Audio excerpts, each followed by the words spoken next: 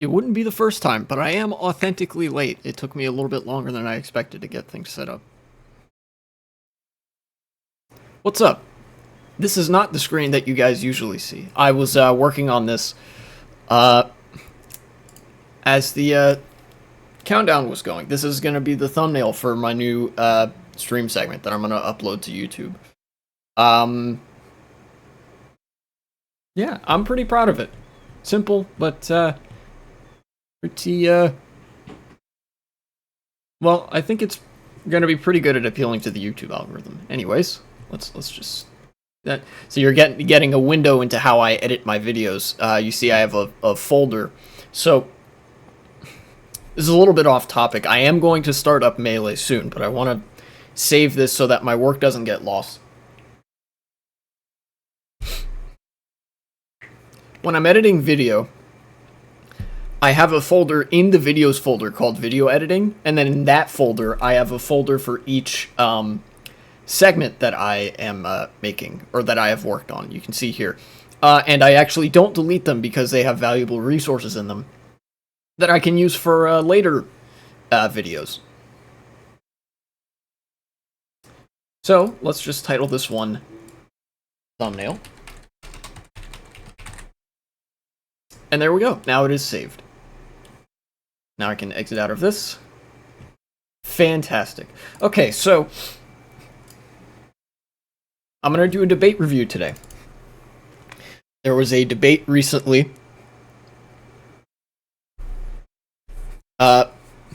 between LonerBox and Destiny on Israel-Palestine. This would not be the first time that Destiny has appeared on stream.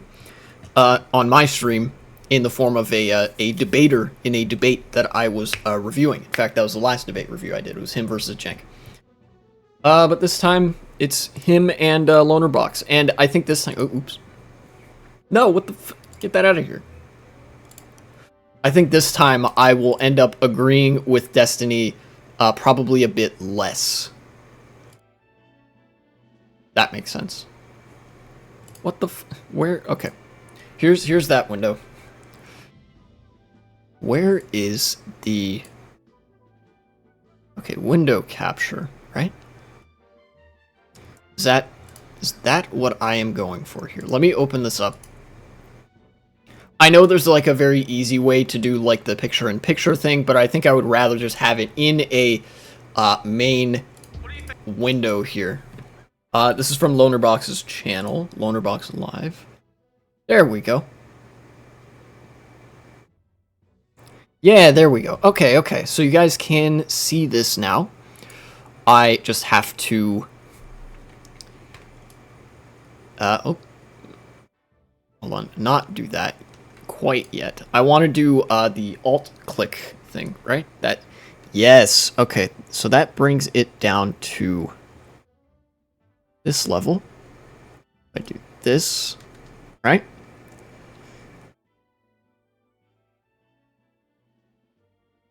There we go. So now the title of the video and the video itself are visible. The rest of the page is not.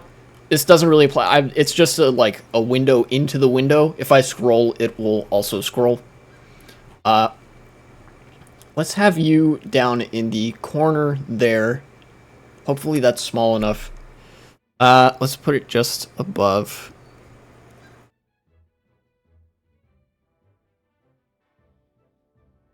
Let's bring you actually down a little bit.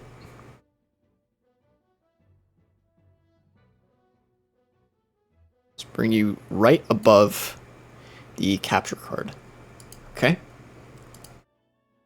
Hopefully that isn't taking up too much of the screen there. We'll find out in game whether this poses a problem or not. It should be okay. You know what? I'm gonna just trust that that is okay as is right now, and I'm gonna go back to this this thing. Actually, on that note, I will have to do something like this. There we go. That's not ideal. You know what? I'll just rely on the OBS window to have Twitch chat open, and I will get started. What do you think's the right move? Honestly, I'm pro-genocide. Like, it sounds really shitty, but like, I think that Israel should just drop its fucking borders about where it is now, and basically, Palestinians can go live in another place. That's really shitty, but like, that's about where I'm at. I don't know. Okay, that's pretty Do you bad. think that Palestine should just pack up and Native American the fuck out of there? The problem is that it seems like there is a hugely general hostility. Okay, here's the I know that Destiny is Mr. Out of Context Master. I don't think there's any way to defend that thing that he said there. I'm gonna... Let's see. How is the desktop audio doing versus how is my microphone? To Jewish people across really the entire world, definitely the Middle East. So the problem is that as you weaken Israel's like ability for Jewish people to live there, it seems like because there's a lot of different organizations across the Middle East that are highly invested in the destruction of Israel. So that's like a really rough thing too. So it seems like if Israel is forced to make concessions to Palestinians, it threatens Jewish people's ability to have a homeland. And so I don't know, it's really shit. Truthfully, the answer is like there's no good answer. It's hard. Okay, so there we get to the actual answer. I know that I think Destiny being a liberal is more pro-Israel than he is pro-Palestine, but I do think it's generally correct, kind of, that like this is a geopolitical can of worms that there's not a good way out of right now, especially considering how invested the United States is in maintaining Israel's security interests in the Middle East, because their security interests are basically our security interests as a geopolitical entity.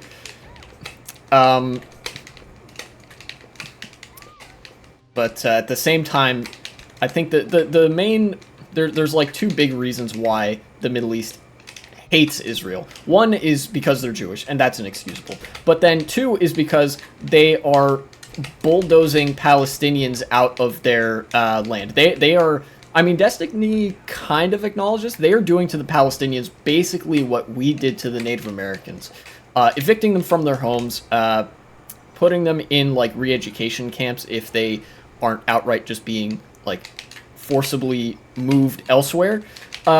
And of course, relegating them to the status of second-class citizens, not just in effect, but literally in name. Palestinians, on paper, have less rights than Jewish Israelis.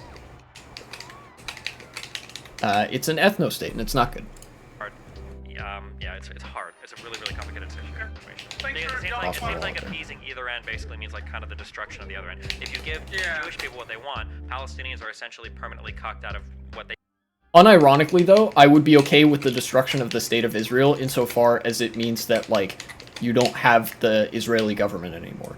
So, like, I understand that at this point, right, Israel has existed long enough that, that like, people have been living there their whole lives, and I don't think it is fair to those people if we say that they have to leave. Because now we're just reversing the dynamic and doing the same shitty thing, but to, you know, the other side. Which, of course, is the criticism that I would bring of Israel, referring back to, like, the Holocaust where Jews were genocided en masse. And then now the Jewish, like, ethno-state of Israel is doing that to Palestinian Arabs. I think anybody who has lived there their whole life should be allowed to continue to live there, but I think there needs to be some form of right of return for Palestinians who have been evicted in their lifetime, or something like that. You know, and I think even though a lot of this isn't super feasible right now, I would be in favor of a one-state solution. What did I just drop into?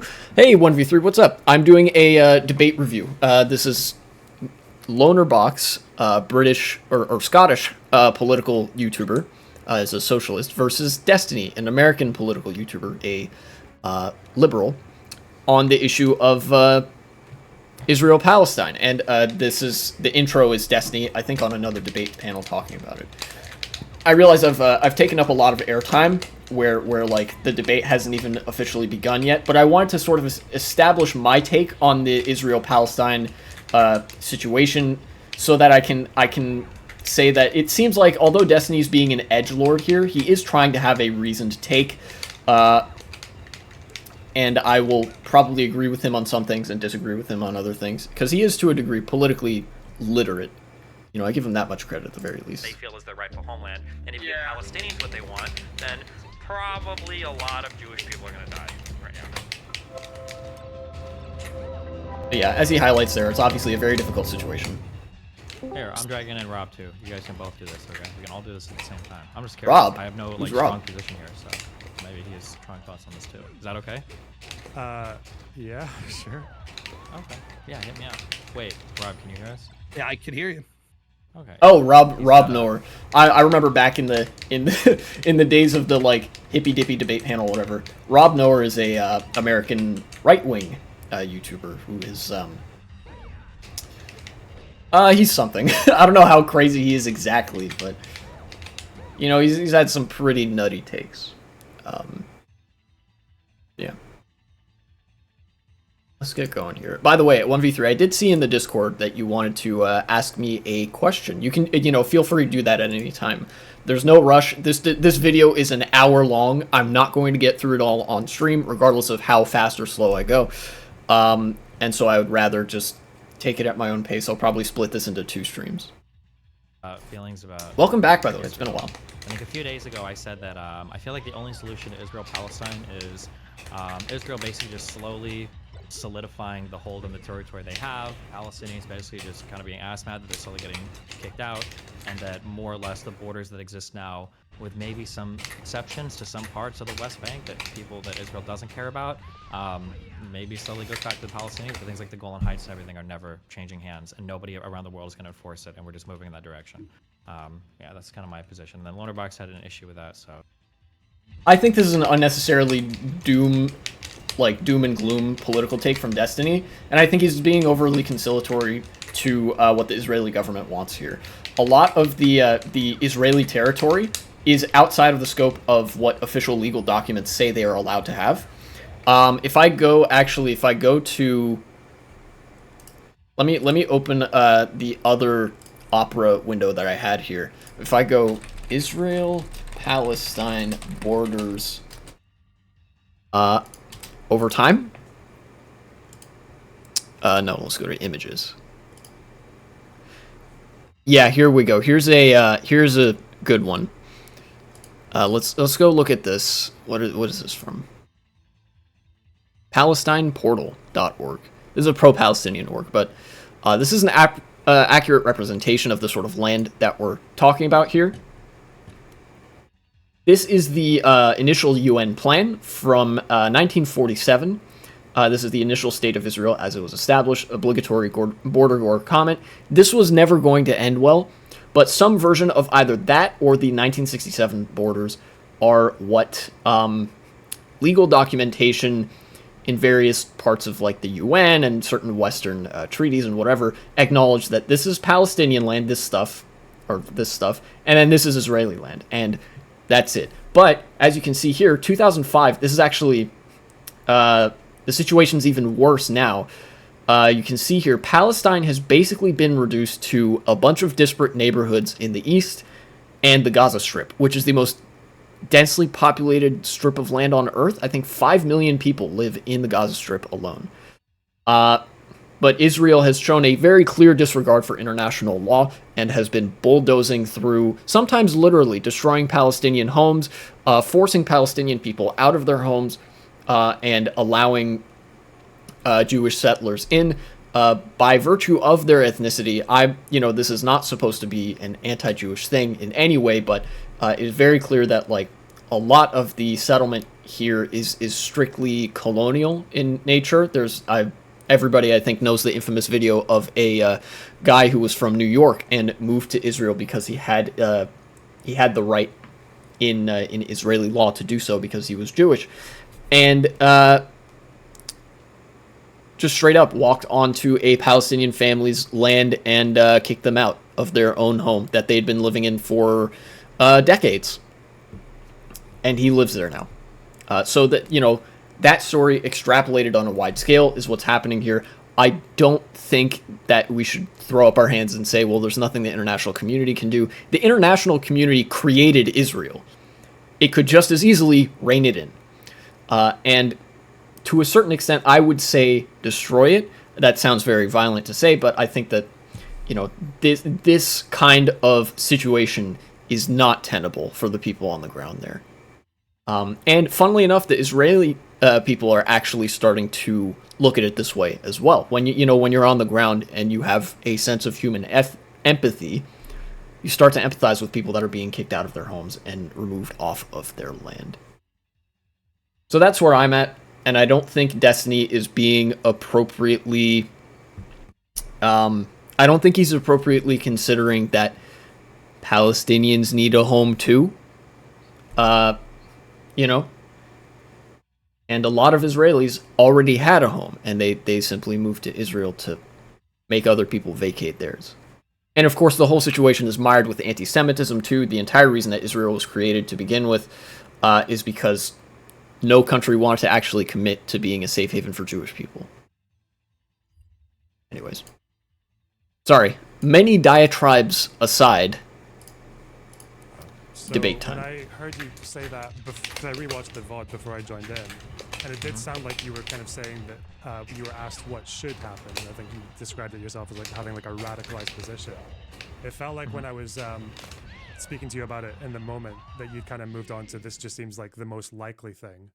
So I was saying, I think I was giving that as a counter to you saying it was a ridiculous position, but I do think that's probably what should happen. I haven't heard a good argument for what should happen in contrast to that, short of like everybody in the middle. So, and then here's where his position goes from like reasonable but disagreeable to, I think, like, this is kind of insane. I'm gonna be, I'm gonna keep it real, because it's one thing to say, like, the situation on the ground is clearly very grim, and it doesn't seem like there are a whole lot of good solutions, and this is what I think will happen. This is what I think is most likely, and we need to prepare for this while also, like, fighting against it to try to make something better happen.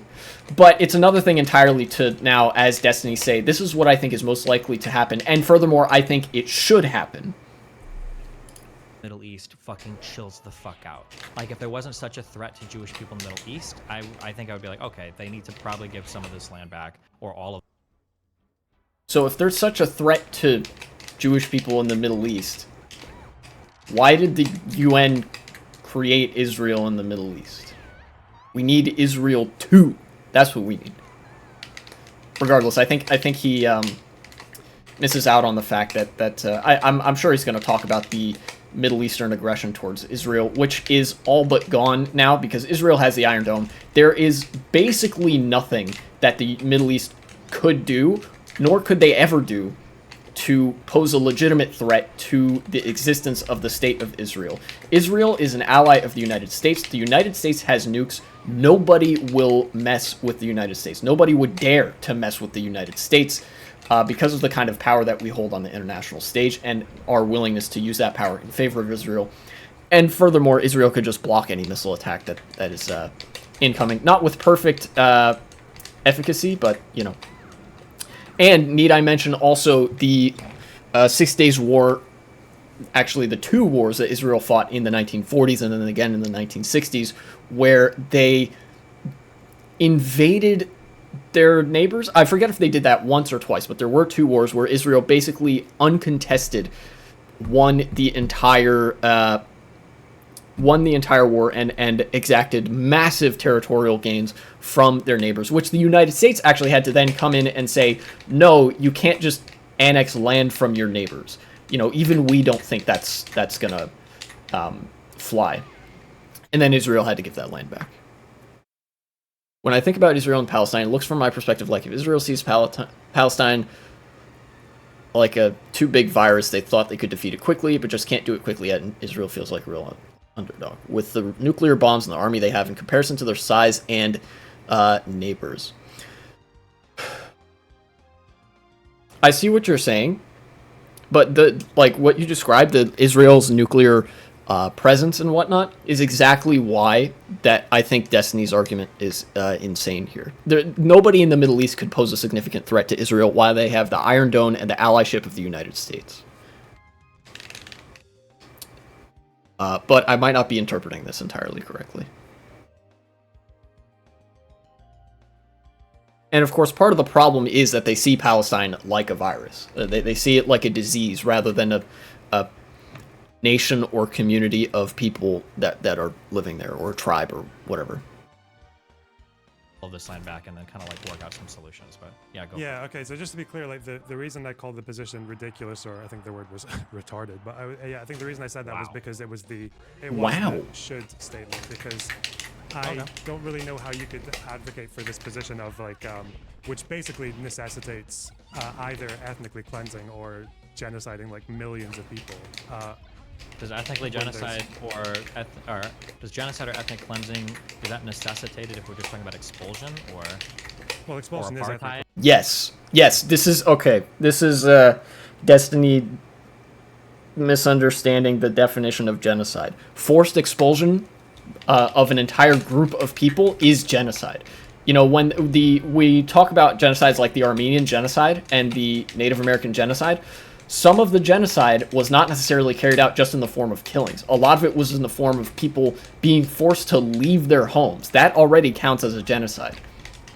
Being forced across miles upon miles of territory to uproot families and communities and put them in unfamiliar situations, that does immense harm to people, both sociologically, psychologically, and emotionally and stuff.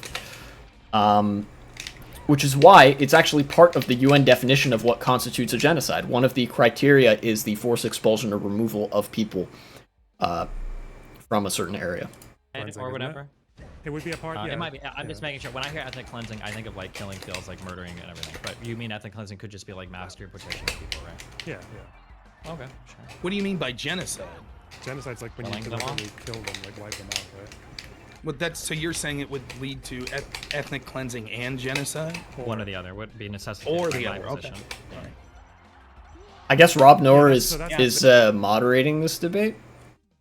I don't know. I don't know if he's going to actually be a participant. I had a problem with us saying that this is what should happen, because I think saying that should happen, that Israel should just grab more and more of what they've already occupied, like in the West Bank.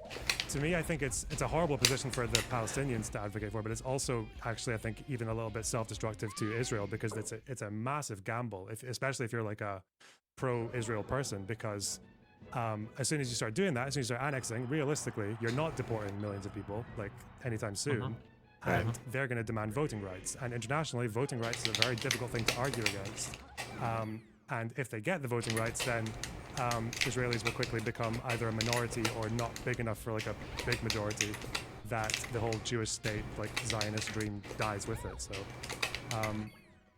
that's the big difference. It's the should thing I have a problem with, rather than like. What do you think? What do you think should? Yeah, I think LonerBox makes actually an incredibly good point here. That like. When this is happening, right? A lot of the Palestinians, they can't just immediately leave to Jordan is one country they've left to. I think some of them have well, down south most of them live in the Gaza Strip. I think it's mostly Jordan that Palestinian people have been like leaving to once they've been evicted from their homes. It's a whole deal where like a lot of the Palestinians, after being evicted from their homes and forced off their land, are going to remain in Palestine, or what used to be Palestine, within the Israeli like zones of control and whatever. They're going to just be under Israeli occupation more directly.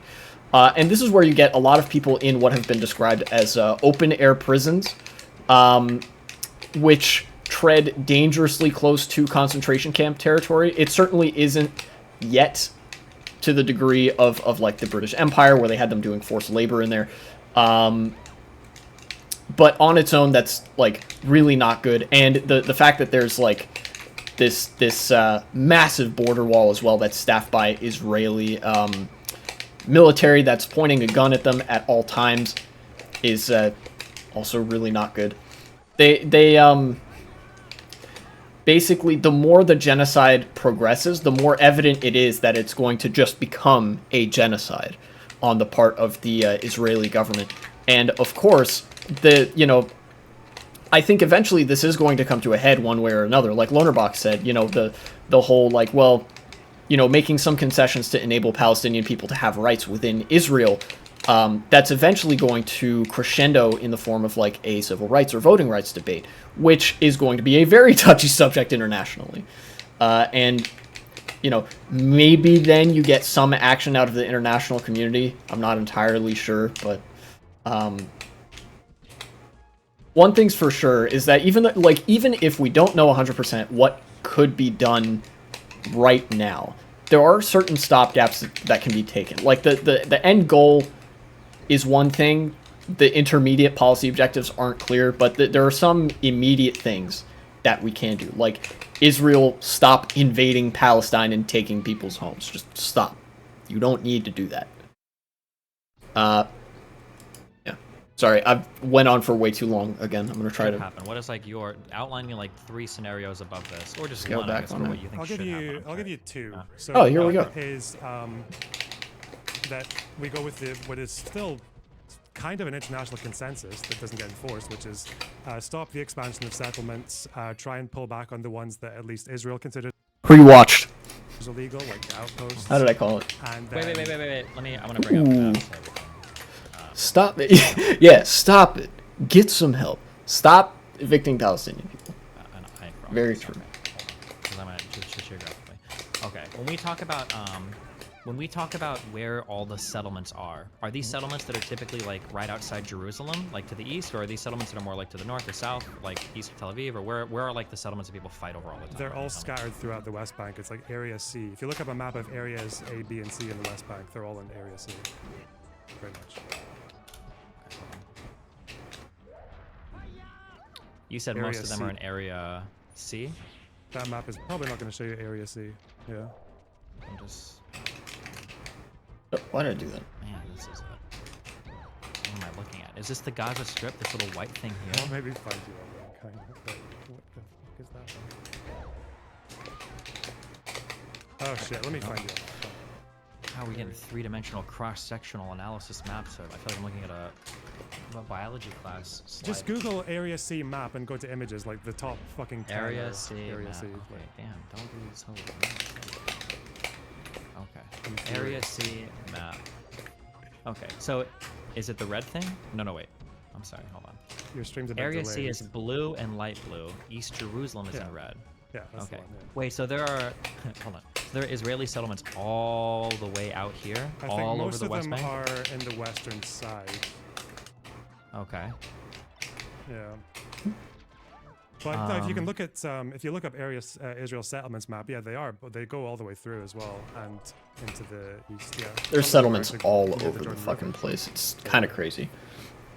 Yeah, they're kind of all over the shop. This is why Gotcha. Okay, go ahead. Israel keeping one position. You remember that 2005 map? It's even worse now. Where, like, you saw the 1947 to 1967 to like 2005. Like a lot of the green stuff, that's where Palestine used to be, like the first international borders and then the second international borders, whatever. A lot of the area that Israel settled, the Palestinians were gradually forced out. And like when I say forced, I really do mean forced. And so there's like dotted Israeli settlements like all over the place. It's a hot mess. And Israel's been doing some incredibly despicable things, like literally rerouting water from Palestinian villages to Israeli villages and settlements, and preventing grain shipments, inhibiting Palestinian people's movements. There are so many like border checkpoints because you saw the kind of border war we're dealing with. Palestinian people are effectively trapped. That's why I called it an open air prison, is because they can't go anywhere. They would have to go through Israel, and because Israel is an apartheid state, the rights of Palestinians are very restricted. In fact, Palestinian people aren't even allowed to drive on certain roads. They're stuck there. Position that is like maybe the Israeli right-wing position, which is just that they take Area C, right? Because that's what Israel already controls, and they leave A and B to the Palestinians. That's what gives you the Trump peace plan. You can look at that map as well. It just looks like a kind of batshit like Okay, where is leopard I need to map. see. That would be I all need to the see white. area.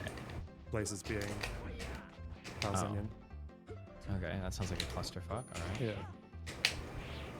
How, like, also, can I just give my At the very least, both of these guys agree that it is a massive clusterfuck. for my mind on this, okay? How big is this whole area in comparison to like a state? Like, if I go from the north of the West Bank all the way down to the south of the West Bank, what is like the West Bank, like what is the size here? It's a Because bit I'm smaller looking than at this on a Lebanon. map and it looks really big, but then I see down here, the scale here is kilometers. Is like all the way from the north to south, are we just talking like a few hundred kilometers? It's a bit smaller than Lebanon, so yeah, it takes maybe not more than 2 hours to drive all the way. Gotcha. Yeah, because I know exactly how big Lebanon is. I've driven across it so many times. I'm referencing it for myself, just my thought process. Okay. Being Can you do cheeky. this in like terms of like Florida's or Texas's for me? Driving for 2 or 3 hours will get you across the whole place, I think. Okay, we'll get One you or from the other. top to bottom I for think this. so, yeah. Okay, crazy. Not more than 2 okay. hours. Yeah. Gotcha. Okay, that's pretty wild. All right. Lebanon, my man knows his food. True. Destiny was making a joke. He's the whitest motherfucker I've ever seen. He talks shit. Okay, this is one thing that I will like it basically. I can't have any good faith for Destiny after this specific take. He talks shit about Lebanese food under the umbrella of like Mediterranean food. He's the whitest motherfucker I have ever seen, and I'm pretty white. This guy is so white. He makes me feel like I have the N-word pass. Like let's put it that way. He does not know his food. I've had Lebanese, That's though. also It's very why, good. like, a lot of the refugees, even from back in 48, like, there's a whole thing where you get these photographs where they're basically in a refugee camp and they can still see the ruins of their old villages from, like, across the field. Yeah, it's great. It's a small area. Okay. All right. Hit me. Okay. So hit me up with your thing you were saying. So you So- said the Trump one of Jews keep Area C and the Palestinians are in this like leopard print is probably not. Probably not. Right. No. So I'd say what's the more, I guess, like the American liberal or like center-left position would be that they pull back on, they stop expanding settlements for one. They pull back on the illegal ones, which are about maybe 100 of them. So far, so good. And illegal by Israeli standards. And then they kind of work out like a land swap thing, a settlement on Jerusalem, a settlement on refugees, and then they go with that, which is what like they've come fairly close to in the past. This is kind of what was the peace process of the 90s and 2000s. So that's one option, 2 states. Yeah, I actually know what LonerBox is talking about here, and this is a good idea. It's workable from a policy perspective. The issue with like the peace proposals at the time, they did come very close to working, like he said. I saw there was a video by a Palestinian guy explaining the process because he grew up during this whole thing. He did some research into it, and at each stage of the process, it seemed like things were going well. And then for each of the agreements, I think in the 1990s, early 2000s, like mid 2000s, somebody in the Israeli government held up the process long enough for the deal to fall through. And then the peace talks and like negotiations basically went back to square one, right? Which makes me think that like there might be a rotating villain thing happening within the within Israel in the Israeli government and stuff like that. But at the same time, it does also show that like the what LonerBox here is referring to as like the center left proposal clearly isn't useless. Like it's working, or it could work. If enough eyes are on Israel. I think actually if peace talks and negotiations on land settlements and land swapping like that resumed at some point in the future in the 2020s or whatever, if enough international eyes were on the process and if the United States was maybe a little bit more abrasive to Israel than we usually are, then I think these have a very good chance of actually pulling through, right? But as it stands, those conditions need to be met, and I think that like people like Destiny who are making the argument that like what's the point, and also they probably should just do it. They probably should just push out all the Palestinians. Those people are not helping. Okay, wait. So repeat that. So Jews pull back from the illegal settlements, which are, you said most of them, or? Not No, it's like 100 out of. Not Jews, Israelis. There's a significant difference here. This is a mistake that I find liberals and conservatives usually make. Israel actually, believe it or not, has an anti-Semitism problem of its own. Ethiopian Jews are massively discriminated against in Israel. And so are Arab Jews. They are just racist. So, you know, they're anti-Semitic against non-white Jews, basically. Like non-Ashkenazim and stuff. 350, I think. Yeah. Okay. The outpost that Israel considers illegal. Yeah. Okay. Where is the on this map? Where is the Golan Heights on this map? Yeah, in comparison to Jerusalem. See where Jenin is in the north? Yeah, it's just north of the West Bank. I don't know what map they're looking at, but Gotcha. Okay, so it's north of Jenin. There's the Golan Heights. Yeah. Okay. All right. So, yeah, that's one. I think Israelis are still fairly split. I think there's maybe a bit less than half of them believe in stopping the settlements. I think half of the parties believe that. They're all fucked out of power right now. But as for Palestinians, they used to be mostly in support of that solution. They're a lot more skeptical of it now because of how much of a failure it was in the past. But yeah, that's one possible solution that I think is worth pushing for before the annexation thing. The other one is... Oh, wait. My internet just blipped for a second. Hold on. I love leftist internet. Calm yourself from- Destiny's not a You can still leftist, hear he's me, right? liberal, but What else? funny is meme. F's in the chat? Oh no. Is my kick stream still up? Don't know. Oh, sometimes. Oh yeah, I forgot. Destiny streams on Kick or something. Weird. Okay. All right. Go. Okay. Also, I'm so sorry. Okay, so repeat that last thing one more time. I was looking at the map, getting it, and I have it in mind. Okay, so repeat what you said, like the liberal thing was. Repeat that one thing. Yeah, that's it. Like it's pull back on settlements, negotiate land swaps so Israel can keep the larger settlements in exchange for land elsewhere. Settlement on Jerusalem. Usually there's something like Palestinians get the Palestinian majority areas, Jews get the Jewish majority areas. There's some kind of like open city plan. Settlement on refugees, and then that's like the two-state solution that is mostly popular amongst like center-left. Was very popular for Palestinians. Can you tell me, when you say pull back on the most illegal settlements or whatever, would this give? So, just totally like a fucking retard opinion, but like I feel like no plan works unless you have like a whole country that's like connected start to finish. What you just said, would that give you like a decent chunk of Palestinian land, or would it still be like split into like 3 different weird fucking bodies of area? Most of the maps I've seen, it looks like Palestinians keep like 97% of the West Bank. Like that was a lot of the plans from. Oh, so okay, it's okay, quite gotcha. small. Like the very big settlements, there aren't that many of them, and they could just connect to Israel. Yeah. The connect. I will. Okay, I want to take a second to acknowledge a valid critique that Destiny brings up of the plan here, which is that like depending on what land gets swapped, it's possible you still have a very fragmented Palestine and also a pretty fragmented Israel, which is never good for international relations purposes. I mean, just you think about like India, Pakistan, Bangladesh, or whatever. There are certain countries in other parts of the world that have like not good border gore. That like frequently run into issues about that border gore. The degree to which they're blown up kind of depends on the surrounding circumstances, but I feel like in Israel-Palestine's case, it would be a significant point of friction. And I think a better idea, as grug-brained as this sounds, is to give Israel and Palestine, if we're talking about a two-state solution, contiguous territory. So if I go again to an Israel-Palestine borders map, let's go back to this one that I was looking at earlier, right? Let's see what's up. So right now Palestine, the two-state solution would call for like some version of this kind of land distribution or whatever. I would advocate that over time Palestine be given like land in the south here or something like that, or at least maybe they be given some connection to the ocean, right?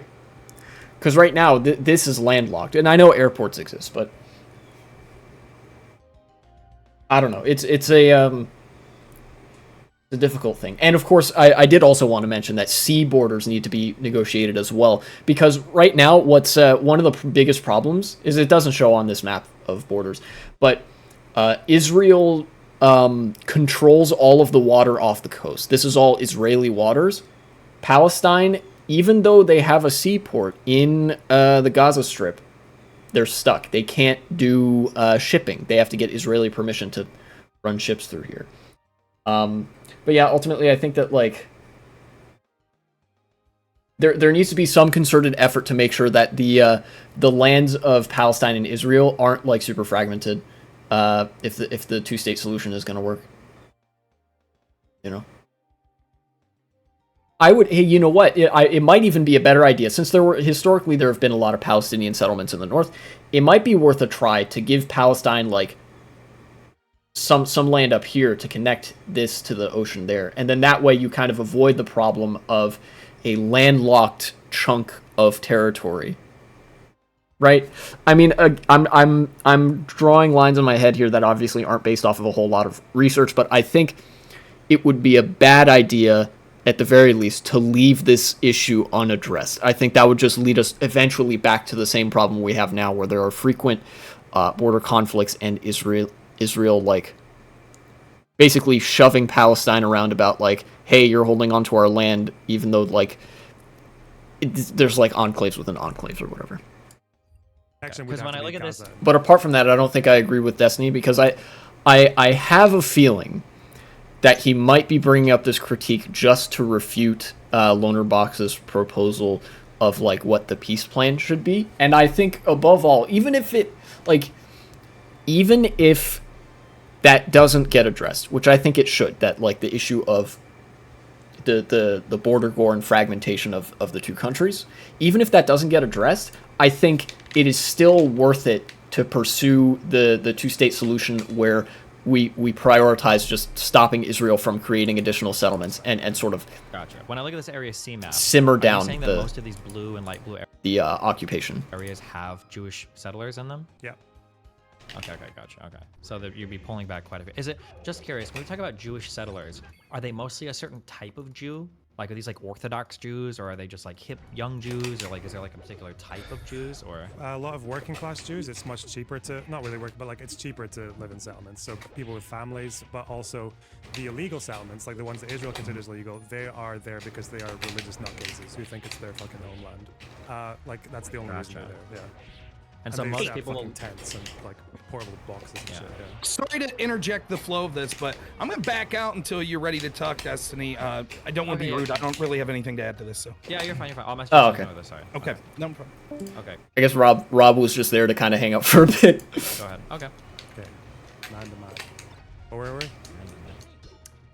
You were saying that you think that nuclear genocide is not the way to go, and I was arguing for chemical weapons. Okay, gotcha. Very true. Many such cases. So that's the HIP thing, is pulling some Jews back from the most illegal settlements, whatever that means, and then kind of negotiating out to where like Palestinians would keep some 97% of the West Bank. Mm-hmm. Okay, go ahead. And the other one, which I think is what I think I would advocate for if the scenario you're explaining actually happens. If Israel starts annexing more of the West Bank, which the current government definitely wants to do, it's like their top priority. If that happens, then I think you would have to support Palestinians who just want to make it one state with voting rights. And that's maybe where we would be at an impasse, or where we would have a disagreement. The one-state solution, you mean? Yeah, if Israel just keeps on annexing so that there's no possibility for a two-state solution, then Palestinians will switch their advocacy for just the whole thing is one state. And yeah, okay, I see what he's getting at here. So it's kind of what they mentioned earlier, but I think I have a better picture of it now. So if all the negotiations fall through, like things don't really get rolling quick enough, Israel is just going to annex all of Palestine, right? West Bank, Gaza Strip, all of it, because that's what mainstream politics in Israel, funnily enough, revolves around. Outside of like Netanyahu and Ben Gvir being like authoritarian weirdos, and that sort of stuff that kicked up recently, every major party in Israel either has to tolerate or is fully in support of the like ethnic cleansing and annexation of Palestinian territory. But like I mentioned, with forced migration and like forcibly removing people from their land, it's almost impossible to do that all at once. So there's going to be a very significant number of Palestinians still left in Palestine. And what happens then, if you have a fully annexed Palestine under Israeli occupation with Palestinians still living in it, is either you have to make them citizens of that country, whereby you potentially get the good ending of a one-state solution, maybe, but more likely it would be the case that it becomes a full-blown gruesome genocide, worse than the ethnic cleansing that we're seeing right now. It wouldn't be an easy, petite, calm party. Yeah, no, it really would not.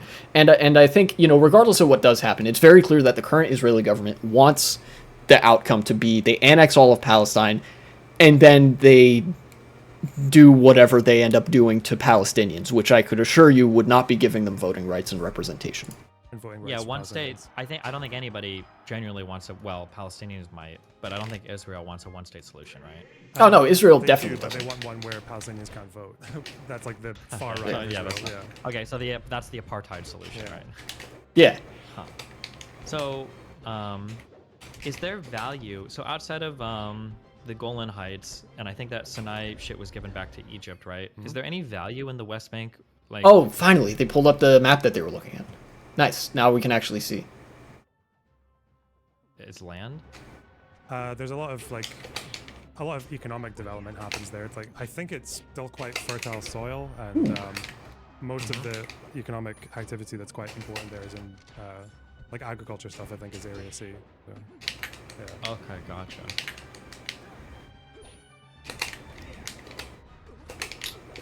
Huh.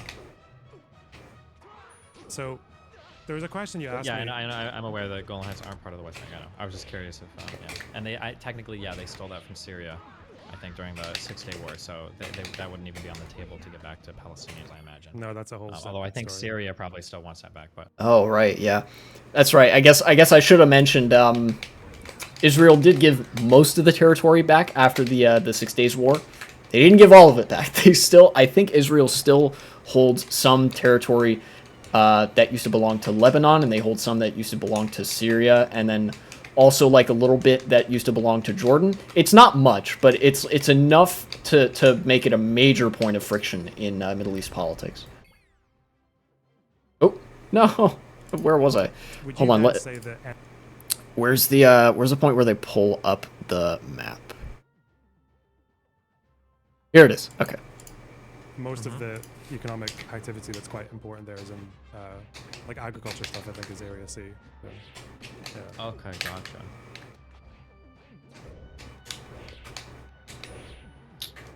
Huh.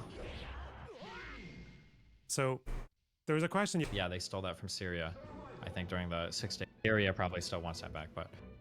Okay, there we go. Back to where I was. A bit busy right now. Very yeah, true. so I Syria think is pretty you busy. asked me a question a little while ago about if we were talking about South Africa, and if let's say the whole question was whether you would choose apartheid or the white South Africans all getting murdered. Yeah.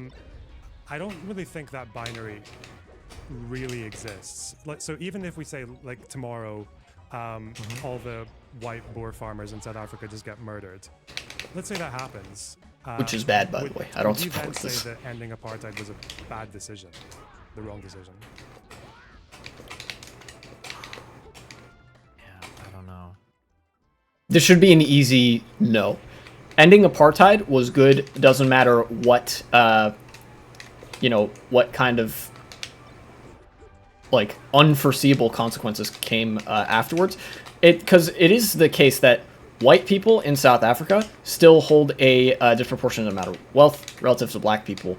The genocide would be bad, but then the ending of apartheid a couple decades earlier would be still good because you're giving people rights that they deserve by virtue of, being people. It'd be like asking in the United States, because I know South Africa is a very visceral example where politics sort of have taken a turn for this in a certain respect. There are certain politicians that have called for the killing of all the Boers. In the United States, like, if black communities and civil rights movements or whatever decided to kill Whitey, would that make, like, giving black people civil rights bad? No, it would not, actually. Even though I would consider myself, like, a utilitarian or whatever, nothing justifies removing people's rights, like, entirely. I think if here's this would be the more direct equivalence. This is what people would be saying, okay? If there was a whole bunch of, I'm going to just use black and white, we'll make it as inflammatory as possible. There's a whole bunch of black people in South Africa all saying, we're going to kill all the white people, we're going to kill all the white people, give us voting rights so we can kill all the white people. And then you end apartheid, you reintegrate everybody, and then they kill all the white people. And then somebody looked at you and you're like, do you think that was a good idea? And you're like, well, yeah, we had to end apartheid. I don't know, I'm not sure what the answer is. Walk me through it, what do you think? A lot of South Africans did say that. Black South Africans were saying, that Kill the Boer is an anti-apartheid song. It's from way back in the day. I guess it would depend on the leadership, because the only way South Africa ever was going to end apartheid, it wasn't because of just boycotts and sanctions. Between that and ending apartheid, there were negotiations, like bilateral negotiations with Mandela and the ANC and the white South African government.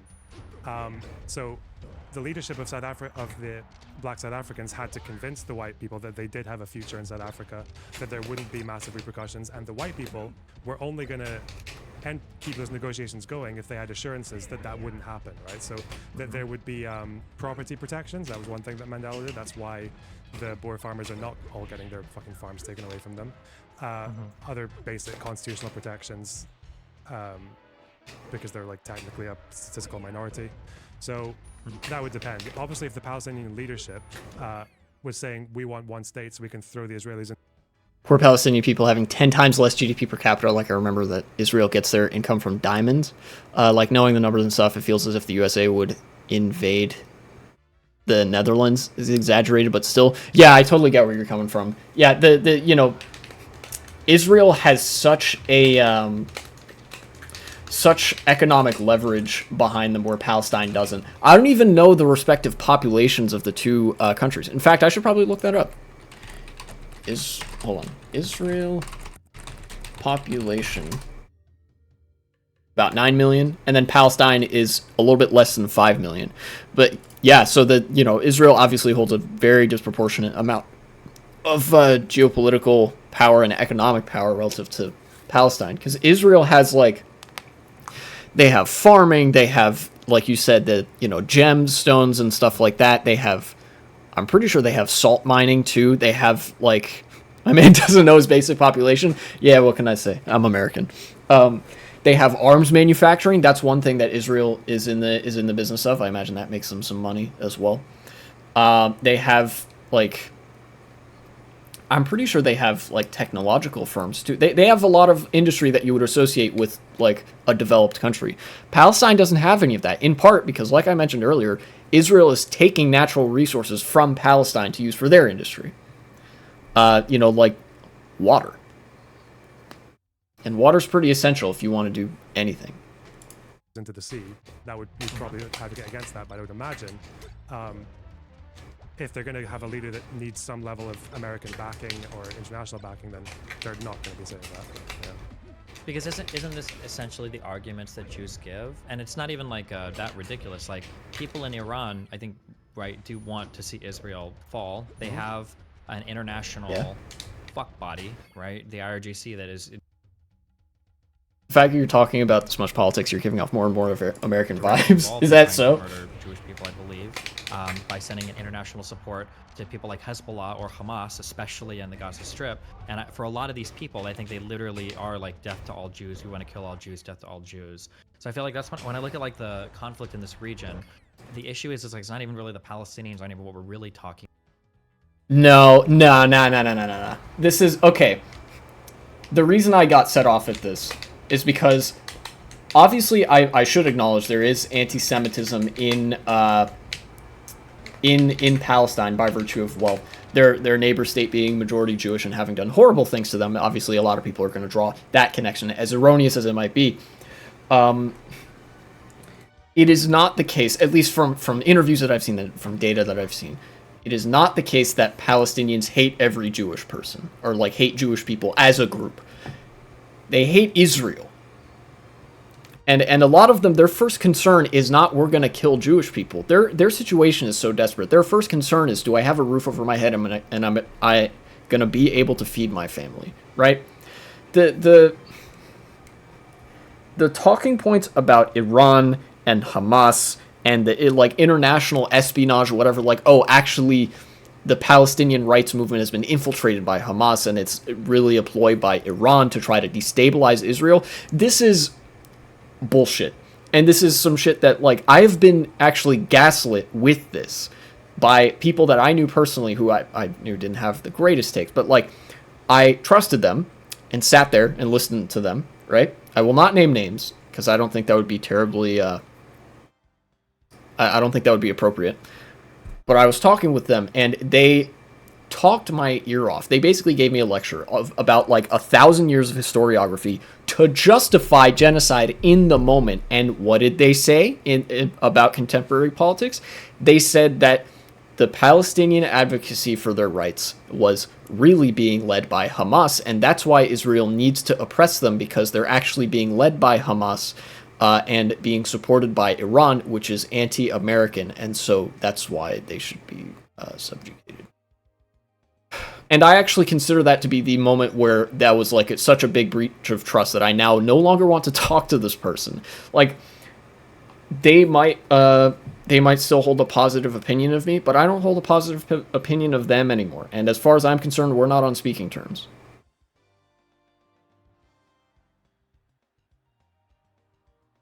That's the tier of argumentation that Destiny is engaging with right now, that he's doing. And then, like, I'll let LonerBox respond, I guess, but Destiny's not arguing in good faith here, I don't think.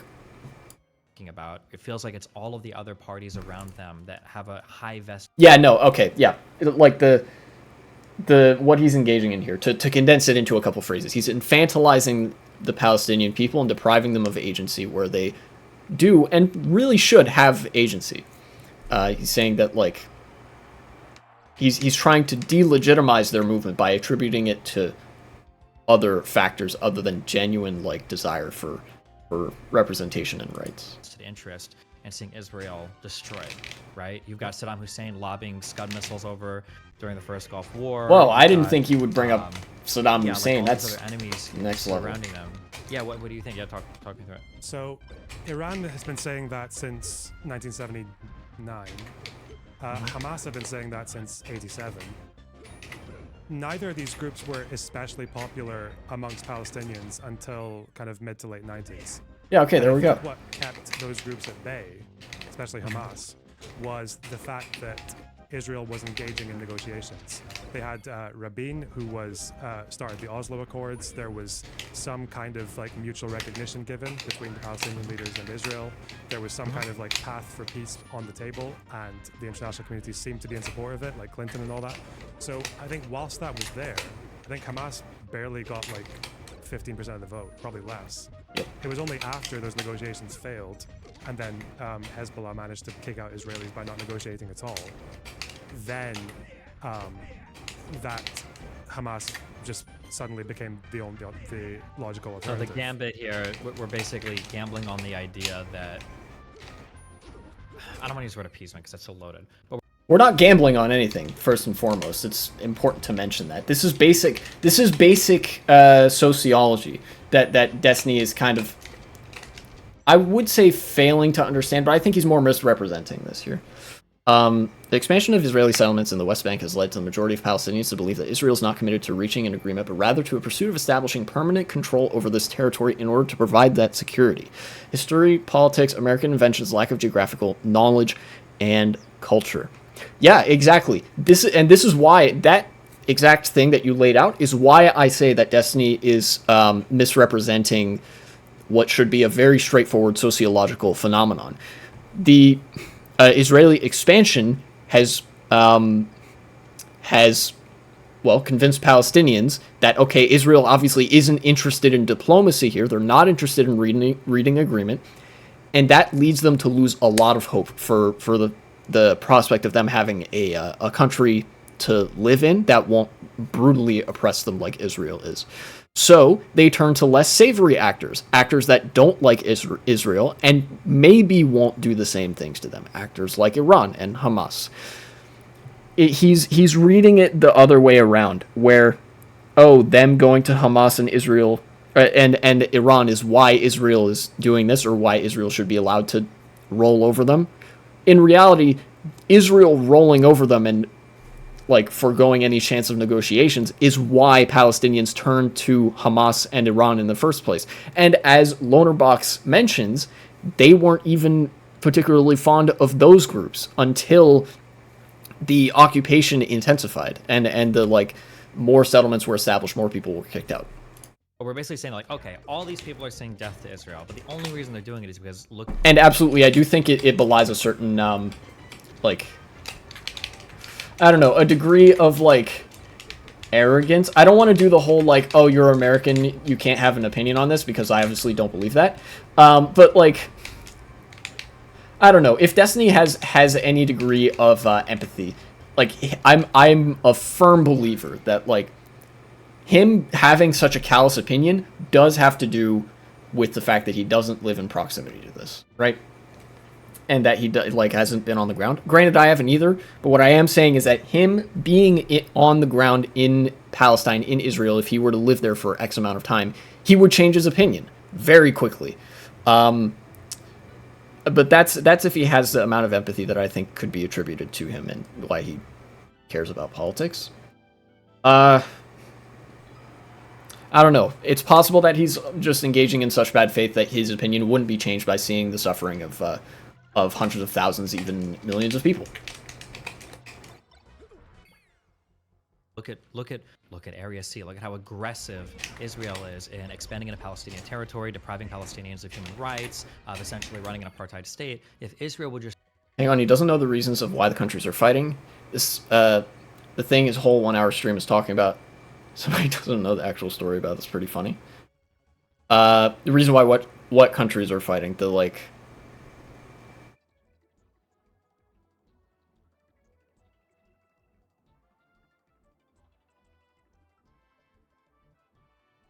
Oh, Destiny, you mean? Or are you talking about me?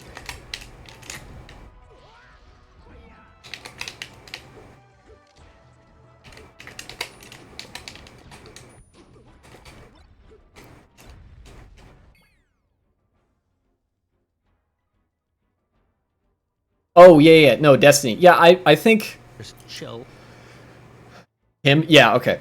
I don't know if he knows entirely why they are fighting or not, like those two countries.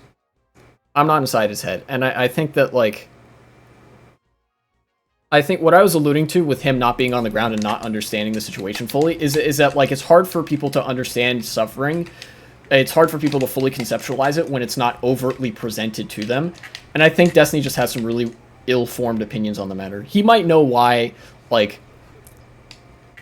the sort of broader inciting, like, events that led to Israel and Palestine being in conflict and whatever the geopolitical situation of the Middle East. But I think he misunderstands it. He like, he knows, but he doesn't understand, right? That's kind of what I was getting at when I was saying, like, he was misunderstanding basic sociology. That, like, it's the desperation that drove Palestinians to, like, cozy up a little bit with Hamas and Iran. Because he has similar takes on issues in the United States that I would attribute to the same misunderstanding of sociology. And I think he knows a good bit about politics in America. Palestinians, then the drive or the goal of all these Arabs in the area that basically want to kill Palestine, they wouldn't have anywhere near the popularity that they enjoy right now with Palestinians, is essentially the gamble that we would be asking for, which it would be a gamble, but you're saying it'd be a reasonable one. Like, yeah, they'd probably chill a lot. The problem is that everything's a gamble, right? Like, annexation is a gamble as well. So, but there's one gamble is in favor of human rights, like, directly. Well, it depends on whose human rights we're talking about, really, right? And when you No, absolutely not. Hold on. So what LonerBox said is correct here. Like, I said earlier why I don't think it's appropriate to refer to this as a gamble because, you know, basic sociology, whatever. the issue here is, do you support everybody's human rights that it is possible to support and try to find an actual solution to this issue? Or do you forego the human rights of 5 million people and just allow Israel to, like, walk all over them? Which is not, like, look, allowing Israel to get what they want is not looking out for the human rights of the people of Israel. Genocide is not human rights. It is a violation of human rights, not necessarily to the benefit of anybody. Reclined, welcome to chat. Hello. There's an old like American, I forget if it's a like propaganda or PSA. I think it was immediate post World War II, where they show this Hungarian American fellow and this other American fellow having a conversation, right? And, you know, they were talking about the sort of rhetoric that existed in Nazi Germany prior to the war, because they saw a guy like talking about the truth about black people and foreigners, or whatever. He didn't use the word black people. And see, he sits down his friend, because his friend is kind of taken in by this rhetoric until he gets mentioned as one of the groups that the guy doesn't like. The Hungarian American guy outlines, you know, I was a professor.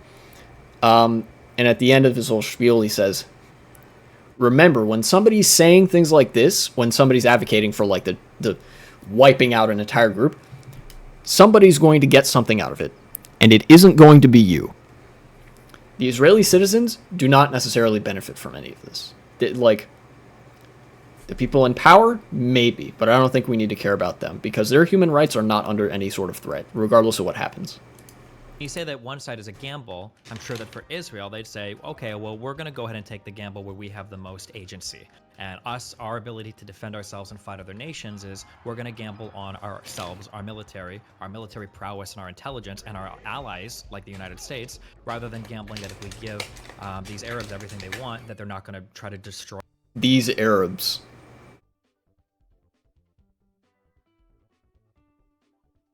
Like, unintentional sussiness aside, I think what Destiny's referring to here is just like nations act in their self-interest. No shit. What's the problem here is that Israel's self-interest contradicts the well-being of 5 million people, right? And like the thing that is the most in Israel's best interest as a geopolitical entity is like massively destructive, and the thing that is in Palestine's interest can be done without really hurting anybody, at least without hurting 5 million people. destroy us again, basically, is what it sounds like. Okay. I just don't think there's ever. I'm not like 100% on this. I'm just giving like the argument, the other side. Like what would have happened for the 6-Day War if Israel would have lost? Like, what would that look like? I think if Israel lost the 6-Day, okay, here's what happened in the 6-Day War. I think this is an issue where Destiny doesn't even know, let alone understand. If Israel lost the 6-Day War, you know what would happen? The borders would have stayed the same. Israel was already allies with the United States at that point. In fact, the reason the 6-Day War went how it did, where Israel conquered a bunch of land and then gave it all back, is because the United States threatened to withdraw support and military aid from them if they didn't give it back. That's how the 6-Day War would have gone if Israel lost. The U.S. would have said, like, the U.S. would have been like, well, obviously we can't let you, you know, Iraq, Egypt, whatever, we can't let you annex Israel or whatever because they're our ally. And they wouldn't have been able to really do anything, because remember, this is the 1950s and 60s. The U.S. has nukes, and we have nukes today. Power of allied friendship. Very true. All that to say, I don't think Destiny, like I said, Destiny doesn't even know, let alone understand here. What do you think? Probably, yeah. I don't know that much about 6-Day. I mean, 6-Day. There's so many fucking alternate narratives on this that I try to avoid that shit. But yeah. It's there's one possible scenario where that happens. Yeah, where they lose even the 48 war. It's probably a troll account. As long as he doesn't start spamming like ethnic slurs or whatever, I'll let him stay, and I just won't engage too much. And then they just all die. Yeah. I guess the problem is that like Israel does at least have a position where they do have a very strong military and they have nuclear weapons, and they do have a position where they're never going to give up let alone everything Palestinians want. I don't think that's ever going to happen. There's going to have to be concessions on both sides, but they're also never going to give up. You never know. What was he cooking? I will never know. You're right. I will never know what you are cooking. A situation that's going to result in them all getting like clapped. So whether that's if they give voting rights and they make it like a very federalized system where there's just like one state, but you've got both groups kind of like doing their own thing when it comes to voting for what kind of societies they want to build and that kind of thing. True. We all love a good caps lock every now and again.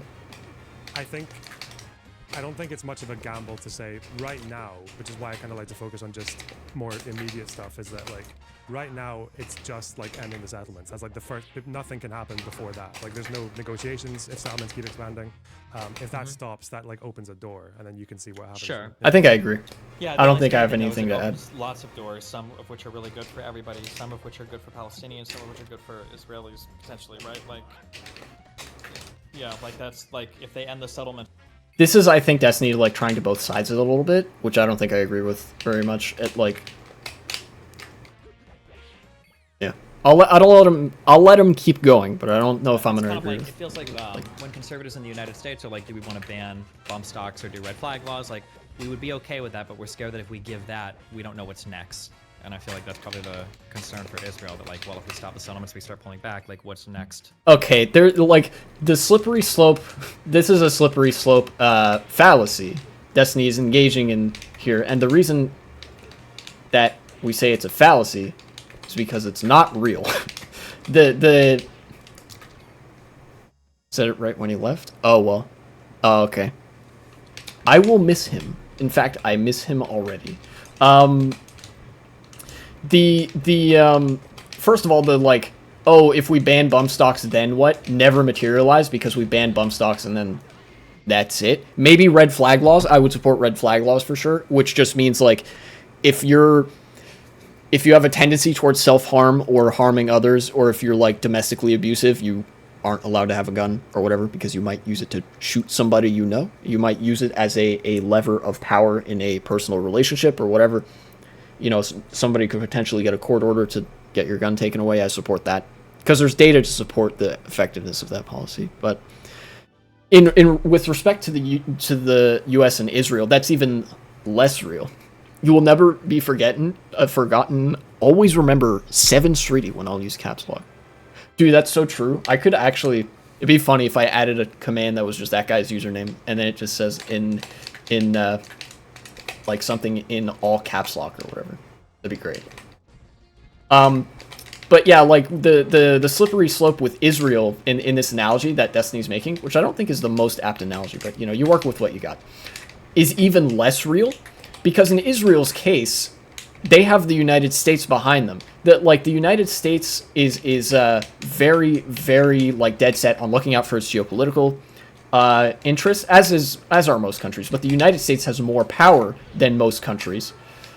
So whatever concessions Israel makes, they will have the safety net of the United States basically guaranteeing that they remain independent so that we can have a sort of friendly post in the Middle East that isn't Turkey. You know? So there's no, I don't think there's really any slippery slope the way that Destiny is portraying there is. For negotiations, I guess. Yeah, but is that like, so what's if they just focus on that one move, like just stopping expanding settlements, which as far as the international community, that's like the consensus. They should stop that. If they do that, what's like the... And yeah, he's invoking this stuff over things that are so mild. Like, hey, stop doing the genocide, please. Stop, like, bulldozing over existing Palestinian villages and towns. And then he's saying, oh, but if we stop doing genocide against Palestinians, then what'll happen? I don't know why I said we, but, like, if Israel agrees to stop genociding them, who knows? Maybe next it'll be, now we get to genocide you, which is delusional. Worst thing that happens, like, right after that in response, you think? Well, I mean, if you're not winning, you're losing. I mean, my guess would be is if they stop spending on settlements, if they start to lose any, or if the fuck is that argument? pull back from the expansive point and now they're stationary, then the next thing that people are going to fight for is the fact that USA has such big allies and armies that makes that a mind control on its own. Absolutely, it does, and that it's like it's such a boon with the United States, like I don't. the military and the intelligence that we have and the sort of the soft power that we're able to exert. Like, people want to be allies with the U.S. Because it means that they get to do trading in the U.S. dollar. They get more of the U.S. dollar, which is like the global currency and stuff. Yeah. Let me... Actually, I need to go back a couple of seconds here. Intelligence, I get it. I was referring to the CIA, but that's a good one. that people are going to fight for is going to be to pull back from some settlements, right? I don't think anyone's realistically expecting the bigger ones to go away. Sure. But again, it's like anything that happens seems to it's going to have to be as part of like a negotiated process. So I feel like if they can offer it's usually like one-to-one land swaps in exchange for pulling back from settlements, which has been accepted in the past. So I don't think it's going to be the case that they're going to expect 500,000 settlers to leave the West Bank.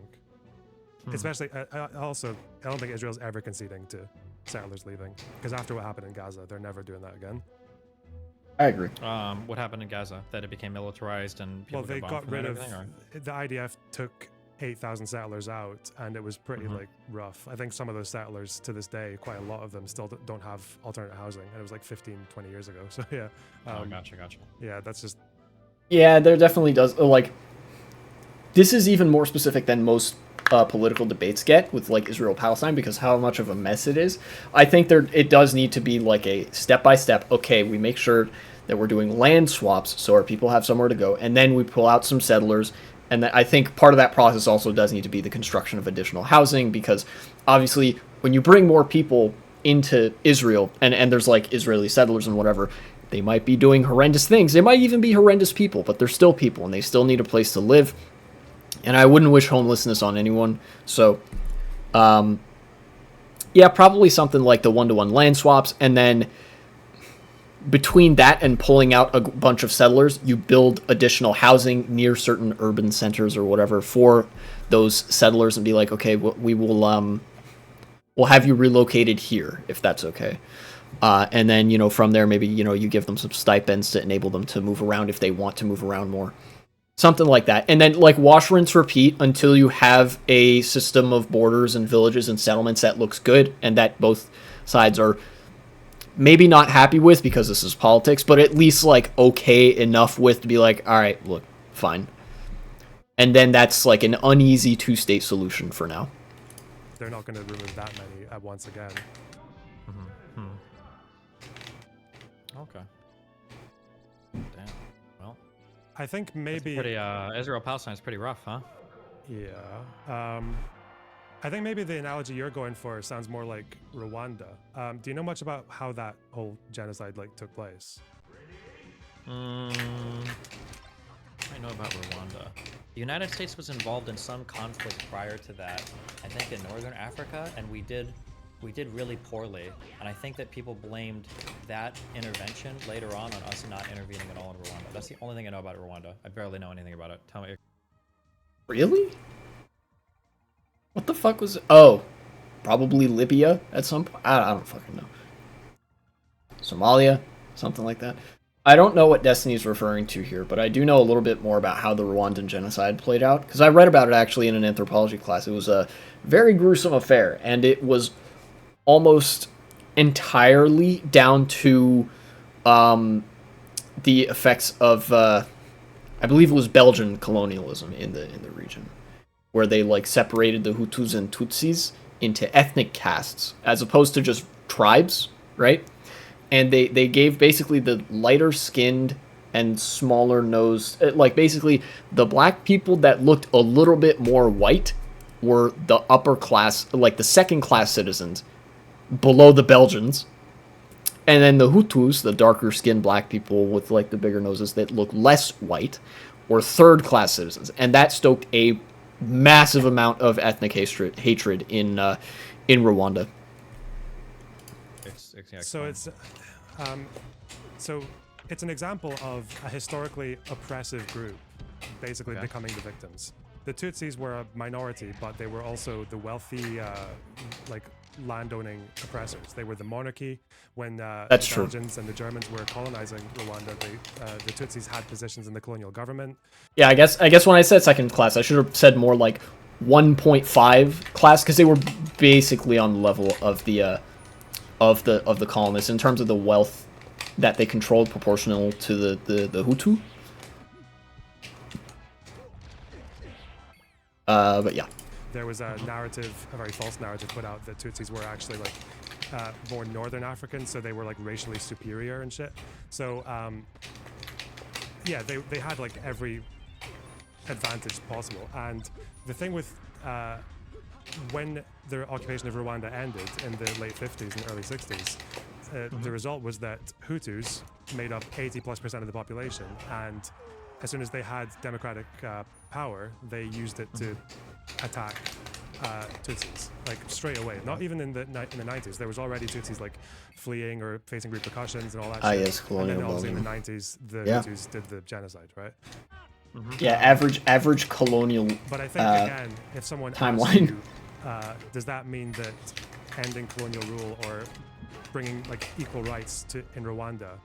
If someone ever said like, was that a bad decision? I would probably still lean with no. Like, what the problem was is that the colonial government that left didn't give a fuck about what happened to Tutsis afterwards. There weren't any protections put into place. There was no constitution that protected people from being kicked out of their houses and all that stuff. So I feel like when it comes to Israel and Palestine, because there are so many massive international actors involved in it, I think it would, even if I think Palestinians get like voting rights and they use those rights to clap Israelis, like I think the point is going to be that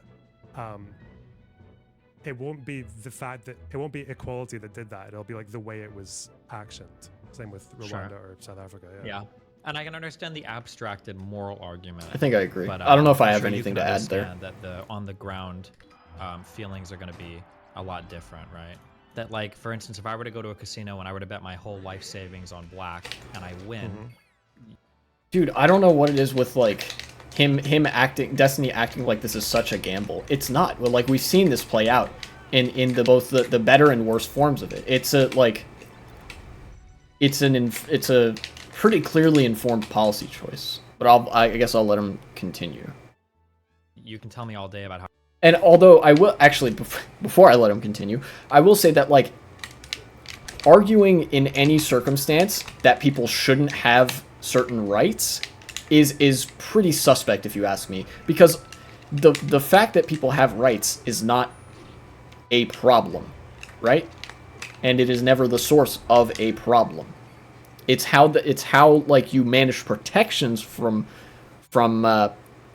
violence being enacted on other people and stuff like that. The fact that I have a right to speak, the fact that the right to speak exists, is not responsible for hate speech, if that makes sense. If you get rid of the right to free speech, hate speech doesn't go away, because hate speech happens because of other things, even though it is enabled by the fact that people can speak freely. One of the most deaths coming from Leopold, 6th place of all dictators, 6 million deaths. Yeah, Leopold was, it was just him, too. It was, like, just the one guy. Oh, you want to ask your online name, Bolshevik. Yeah, what did you want to ask?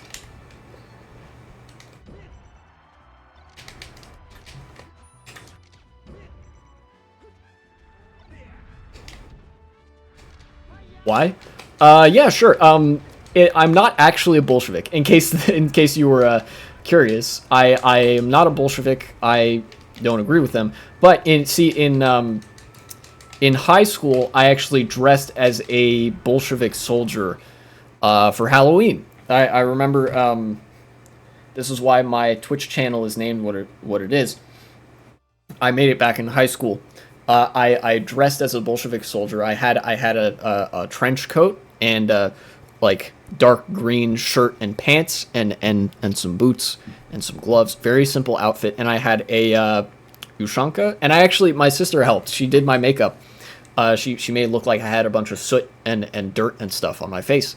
And I went to school like that, and I looked like I had been in the trenches for most of the day, and I thought it was a pretty cool Halloween costume. And at the time, I was just being edgy, like haha, I'm a communist. This was before I really started reading more stuff and like fleshed out my political positions more. So a lot of it comes from like edginess. Won any contest? Unfortunately, no. I don't know if I would have, but unfortunately, there was no contest for like best Halloween costume, because I'm pretty confident I would have won, or at least been up there. Yeah. That's the origin of the Bolshevik in my name. Yeah, and then I dressed like that again in my first year of college. I wore that as my Halloween costume also. But I did not do makeup that time, because obviously I went to college somewhere else. My sister wasn't there. Yeah.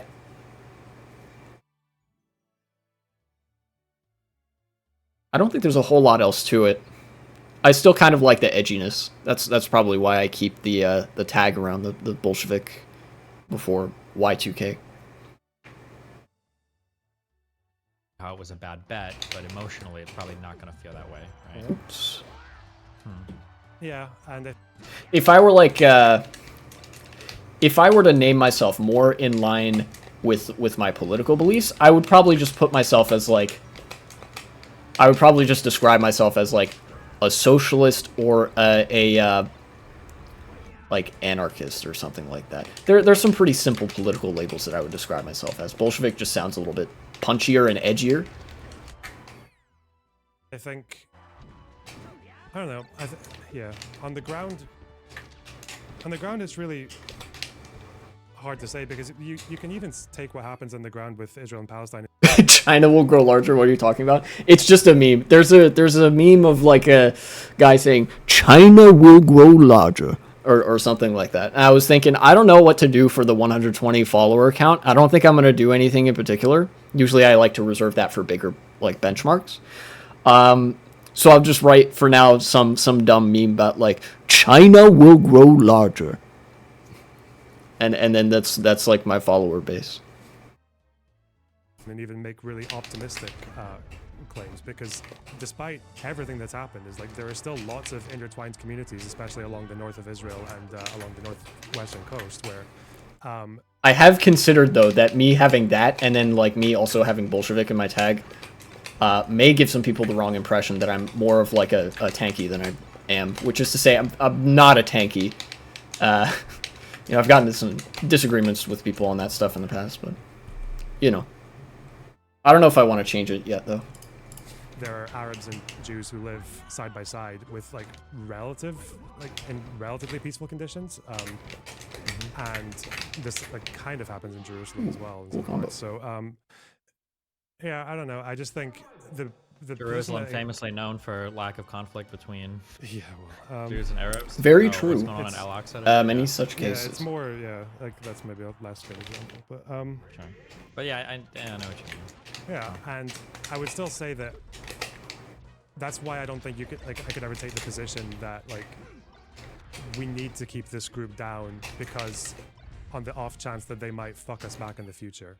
That's this is a great point from LonerBox. What he's saying here comes from a CNC Dozer quote, I guess, and 2.6 million view holding video of Rise of Kingdoms using that phrase. That's probably it. Then let me see if I can find that. CNC. Here, hold on.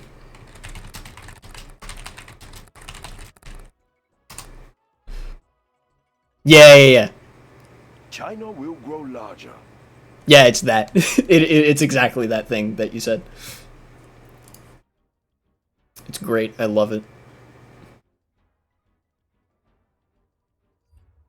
Anyways, but yeah, the point that LonerBox is making or made here, I don't know how long he's gonna talk about it, that we need to keep this group oppressed because we don't know if they will rise up and oppress us in the future, is actually, Israel says it here, but this is the same rhetoric that's used by every colonial power in history, with the European colonial powers colonizing Africa and America, and America said this about the slaves as an argument against emancipation of the slaves.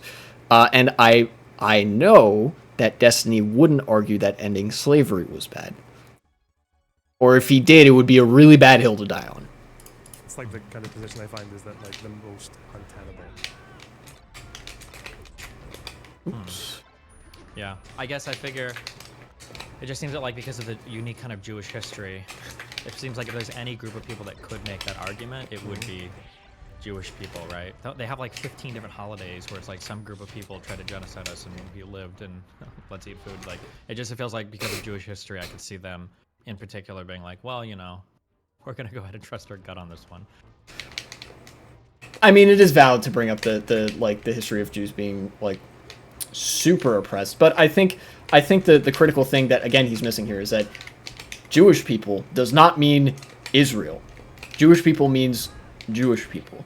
There are people living in Israel that are not Jewish. There are Jewish people in Israel that are discriminated against, like Palestinians, Palestinian Jews, Arab Jews, Ethiopian Jews.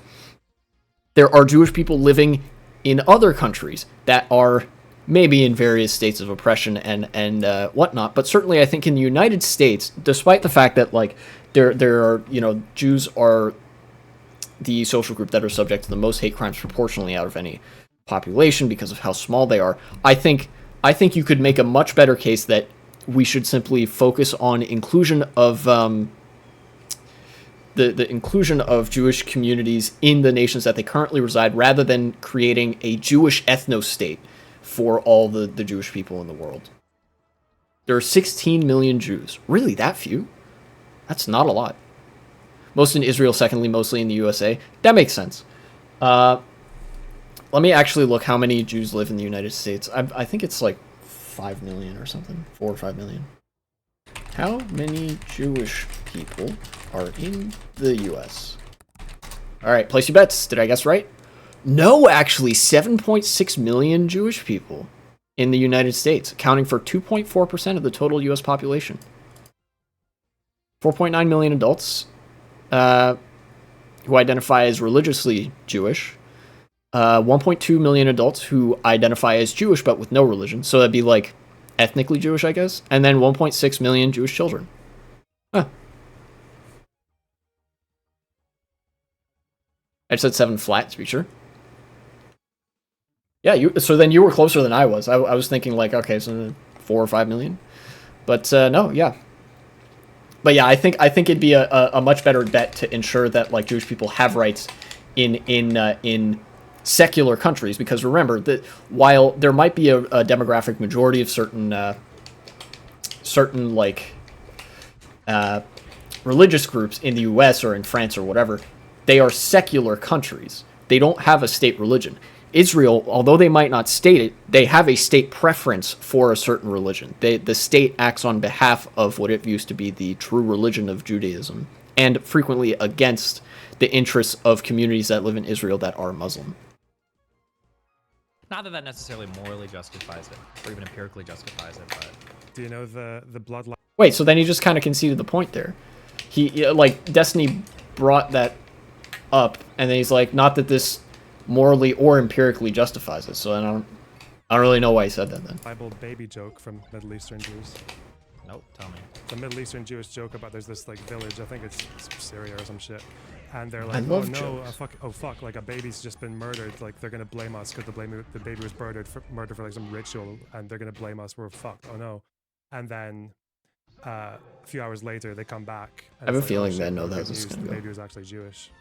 So there's not going to be blood libel repercussions. Yeah, they have a very grim sense of humor. Jesus Christ, that is a really dark joke. It's well written, but holy shit!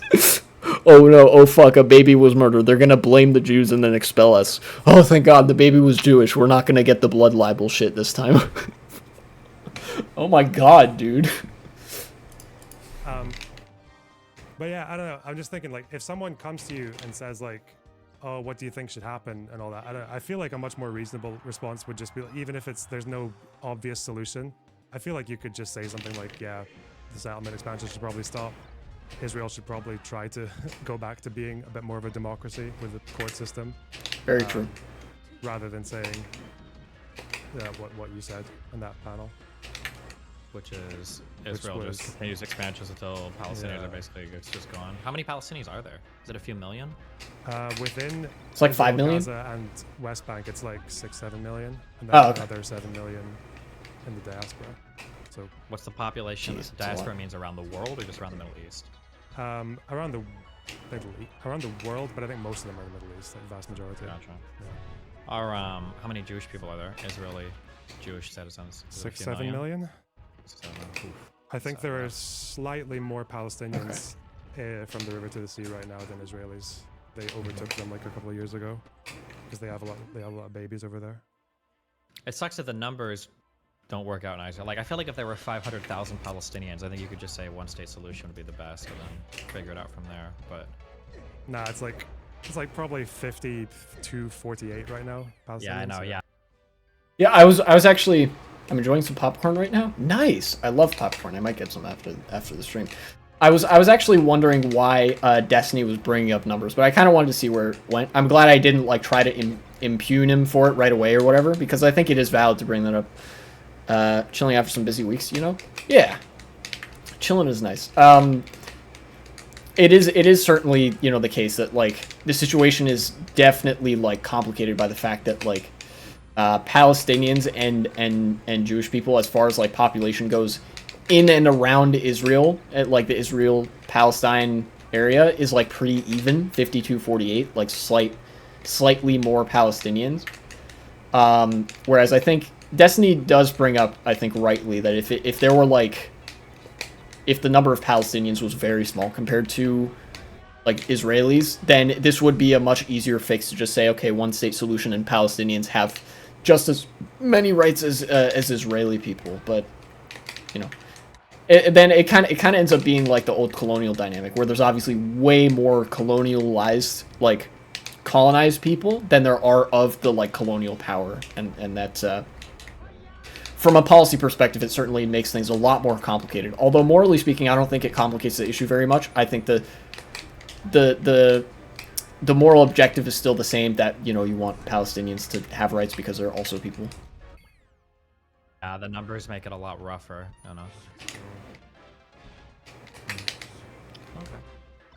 Well, anything else you want to add to this? Or... So Jewish people should probably chill on the West Bank settlements. Ideally, Not Jewish people, Israelis. Although it is like a prerequisite that like you be Jewish to be Israeli and enjoy full citizenship, but it's a distinction, it's an important distinction to make, that it's Israelis doing this, not Jewish people. Jewish people all around the world aren't like going evicting Palestinians from their homes. It's just Israelis. pull back the more controversial ones. I don't know where those are. They're and also then negotiate. scattered, Yeah, and then try to negotiate some. I feel like carving out a real Palestinian country would be good. I don't know. Are there any countries on the map right now that look like what Palestine would look like? What, empty bits of land that they could Just like little scattered bits of like chickenpox land on a map. Is there any country right now that looks like that? Oh, no, I mean, this is what that's what they tried to give in South Africa. It was called Bantustan, and obviously the black South Africans were like, "Fucking kill yourself." Yeah. Oh, dude, that's actually so funny that they were like, here, we'll end apartheid. We have a proposed solution. We'll cut out a bit of land for the people that compose 90% of the population. You guys can have that, and the other 10% will live in most of the land that we now know as, that we call South Africa. I don't think that would go over super well. I mean, it depends on how well it's executed, obviously. If you, like, say, okay, we'll concede some land here, and then we'll ask these other Arab nations if they would be willing to do this so your country would be contiguous, whatever. Yeah, I don't know if that would be the go-to thing. So I don't think so. I guess unless you count island networks. So probably not. There's unironically so much pressure for American Jews to go to Israel and preferably find a Jewish / Israeli wife and settle down there. It's cringe. Yeah, I've heard that. That's always one of the funny things. Really? Is that true? The difference I hear between... That's kind of wild. I think I've talked about this on stream before. My Jewish friends and my Nazi friends. Is like every time I debate with Nazis, they talk about how much of an exclusive... What? Me vibing with 39k channel points? Nice. Meanwhile, Destiny, you have Nazi friends? That's South Africa. Yeah. of club Judaism is, and that it's very, very, very, very hard to convert and blah, blah, blah. And then in the United States, bro, when I talk to Jewish people or like quasi-Jewish people or half-Jewish people, the way that they talk about how aggressively Israel tries to like get people into like birthright shit, that where like if you're like 1/4 of a quarter or if you've got friends, they'll like let you go on these things to try to do like PR for Israel and get people to move down, that it feels like Israel's like really aggressively recruiting like anybody that's willing to convert and go down. Yeah, what Destiny's talking about, I think I can see what the motivation behind that is. I think this is like South Africa has 3 capital cities. I think I knew there was a country that was like that before. I didn't know it was South Africa just off the top of my head. South Africa capital cities. Yeah, wow. 3 capital cities. Cape Town, Pretoria, and Bloemfontein. Interesting. Down and live there, just because obviously having the numbers and the population and the foreign ties, you know, probably makes it look better or more legitimate, right? Yeah. Meanwhile, a Palestinian who I think what Destiny's talking about here, like this, is also like a concerted effort by Israel to try to like continue pushing out Palestinians in some form or another, or to like expand territorially and stuff. You know, I don't think if Israel was like not really concerned with pushing out Palestinians and whatnot, they wouldn't be like so heavily recruiting people to try to come to Israel.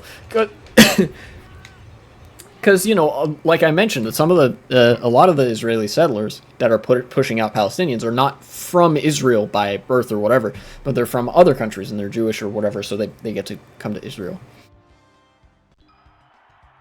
who lives in a refugee So, camp you know, in Lebanon who can still see their old still house Israel's is fault. basically, like, Skill issue. Not allowed to go back to it. Yeah. Yeah. Yeah, it's pretty fucking mental.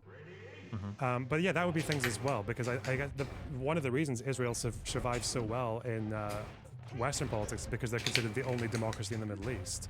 But again, like that expansionist wing of Israel. Yeah, that only democracy in the Middle East claim seems to be changing, not exactly at a quick pace, but certainly not at a slow pace. It's becoming less and less true over time.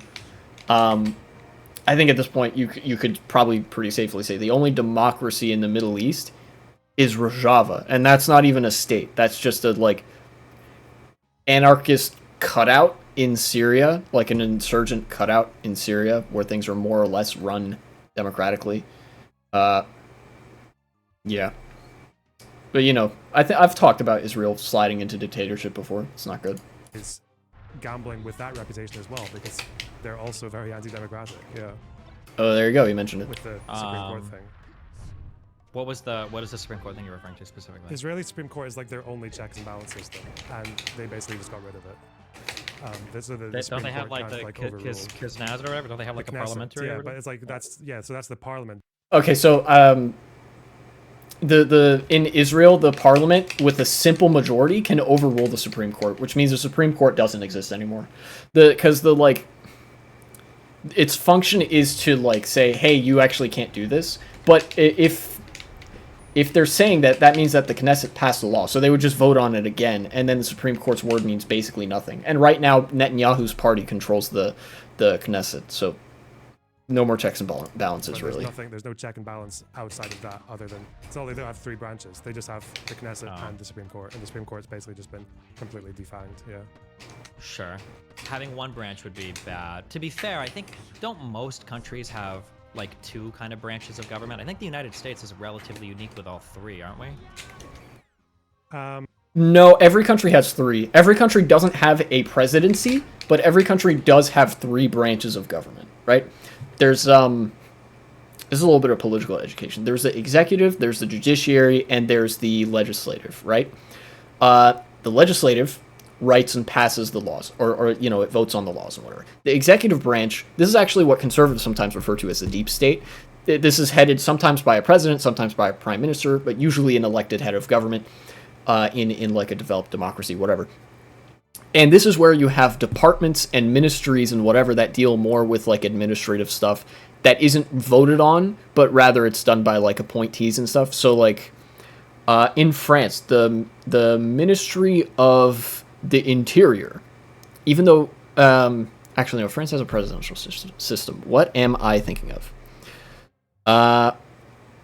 Let's say Britain. Britain has a Ministry of Interior or something like that.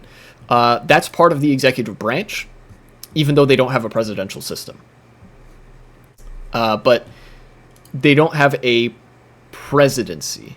They have a parliamentary cabinet. It's really, there's this like weird bridge that exists between the legislative and executive branches in non-presidential systems that doesn't really exist in presidential systems. I think it's more to do with depending on how constitutions work, you can probably get by with that, but Sure. It's like I didn't say they got rid of the Supreme Court. I said they it's like 3 branches, 2 of which are conjoined at like the shoulder or something. Okay, fucking being colloquial in fucking chat, sorry. Yeah. People are saying the UK has a parliamentary supremacy. Yeah, but like your presidents and everything, your prime ministers come from within your parliament and shit, and I don't think they have anywhere near as much power as our president of the United States. They definitely You guys are don't. saying bicameral. I'm not talking. First of all, when you say bicameral system is common, I'm not even sure if that's true because in the UK that system is barely bicameral. And also, I like having a head of state, a president that's elected by the. Yeah, I don't know what Destiny's chat is talking about. There's bicameral, there's unicameral. Theoretically, you could have tricameral, although I think that would result in a basically non-functioning government. Yeah. People and wield so much power. Breaking news. Relatively unique to the United Twitch States. chat sometimes I does don't not think know that, what it's talking I about don't when think it's that- I full don't know of how many countries do it random directly to people. presidents that Many stand such so, cases. Much in contrast to their parliamentary system. But I also don't know. I could be wrong on that. Maybe other countries don't. I know more about the UK system than others. But. Yeah, a lot of it just depends on constitutional arrangements and shit like that. But yeah, as far as everyone who's not the Israeli right like absolutely despises what they've done down there. So I'm gonna assume it's pretty bad. But Hiya! Yeah, very true. Yeah, I don't know. I think the reason I try not to go too strongly on any like very particular solution is just because as soon as one step gets made in whatever direction, everything else might change as well, right? Like, or opinions. Yeah, that's the can thing that change, sucks yeah. about. Yeah. That's why I hate when people do historical counterfactuals. People are like, oh, if Germany would have just done this, or if Russia would have just done this, or if the US would have just done this. It's like, if they just do that, then you can literally analyze that one decision and like half a step past, but then every other variable changes, and then who knows what world we're in next. That's it's really true. funny when people try to like plan out like 15 steps ahead of like a major, historically altering decision that somebody makes, I think the best way that I heard to look at it was we spoke a bit more recently about who gets what land and how do you morally decide who deserves what piece of land. And you kind of find out very quickly that's kind of impossible, right? Like Israelis will say we get it because of the Israeli kingdom, and then Palestinians will say, well, there's a statute of limitations on refugee rights or being displaced or being indigenous. So where does that line end? Does it end for Palestinian refugees in 48? But a much easier way to look at it, rather than land or states or anything like that, is just like for me, like the issue with Palestinians and Israelis is fundamentally like human rights. Max? Oh, dude, he's back. Random Smash Simulator. Disrupting white guy with black looks who didn't have anything better to do than talk about politics. There's like the right. I agree, fundamental 100%. That's the right to literally vote, there's me. The right to not be ethnically cleansed. There's the right, like refugee rights, to either reparations something or restitution. So, yeah. Here's something I'm kind of curious about. So here's something I have a really hard time with. I have a really hard time. Stop. That is not true. The House of Lords in the United Kingdom is nothing like the Senate in the United States. No, it's not. Yeah. Okay. Dude, the House of Lords is so fucking wacky. There's a video by what is it, Map Men? They're a British YouTube channel, and they do mostly stuff about maps. But they did one about the UK House of Lords, and it's so bizarre. United States has a true bicameral legislative body in that both halves have big elections. Both halves wield arguably equal power. They have the power to veto each other, at least when it comes to legislation. The Senate might have a bit more power, but the House of Double Lords reference. is Back. He always comes back. Double reference right there. True. I understand one of the references. I don't think I understand the other one. Here's the thing that I have a lot of problems with. I have a really hard time talking about morals or morality when it comes to other countries and other governments. I feel like things get absurdly complicated very quickly. So, like, for instance, in the United, Really? even like a basic one of, should you be allowed to do the Nazi salute in Germany, right? Like, they say no. As a U.S. citizen, I have a big allegiance to freedom of speech. That's an obvious yes to me. How do you reconcile those moral differences? That's a basic one, but like more complicated. Let's hear him out. I know he's being edgy. I would say in the U.S. He's being edgy mostly to be edgy, I think, but I could see maybe an argument here. Let's see what he has to say. It would be immoral to abolish our Supreme Court, or immoral to roll our presidency into the legislative body, the executive and the legislative. But I can't Really? how do I make those same moral claims of other governances or countries, especially people of different religions or governing styles? Yeah, go ahead. Sorry. I think for some. Okay, I think okay. He didn't say a whole lot in the way of like a direct argument. He laid out. I do understand that like there's some difficulty that people have. It's like obviously different systems are very different when you get down to their sort of the context in which they exist and stuff like that. Obviously in Germany, Nazism and the Nazi salute are much more touchy subjects than the United States. But I think ultimately, you know, you should be comfortable with advocating for the same broad things everywhere. Like broad ethical prescriptions of like philosophical platitudes and whatever, and then kind of take it from there. So, like, well, does this seem like it would, you know, lead to something necessarily good or bad? In Germany, because of the problems that they've had with Nazism in the past and the episode they're going through with the AfD right now, I think I am comfortable with the Nazi salute still being banned in Germany as long as that is the social norm. You know, because of the very, very messy history that like Germany has had with Nazism and things like that. If it wasn't like, if it's not banned in the United States, I don't think I would advocate for it to be banned, because as hateful and distasteful as it is still a form of expression.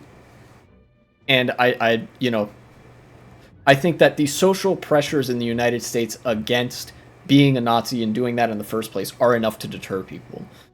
You know, and then as far as like, I think he mentioned the abolition of the Supreme Court. I would advocate that in the United States because of the context in which our Supreme Court exists. Because it's so like, I don't know. I'm getting a little bit more granular than I want to, but I don't think Destiny needs to reserve judgment based on the fact that like different countries are different. This is a big pitfall of what is it called? Cultural relativism and moral relativism. I don't think he's a moral relativist, but I think he is engaging a little bit in cultural relativism here, which a lot of anthropologists like, but I don't. You know, I don't know if that's the norm in anthropology these days, but you know, ultimately, something being good or bad or having a good or bad effect is the same in each like country, and it's just down to well, actually, I might not even say that, but like, you shouldn't let a different culture dictate your ethics. That's what I'll say. It's pretty sad that children these days just think about world wars when talking about Germany. Yeah, I think that's unfortunate, because Germany actually has a lot of cool things to talk about. There's a lot of cool stuff to talk about when you're talking about Germany. For example, this is not something that kids would think of, but it's something that, you know, you learn with time. One of the things that I really like Germany for, politically speaking, is that they have a system. This is left over from like the social democratic days back in the 20th century, when like the CDU was pushed considerably left. There's a BBC 69 Germany. Yes, I do not know what that means, but yes.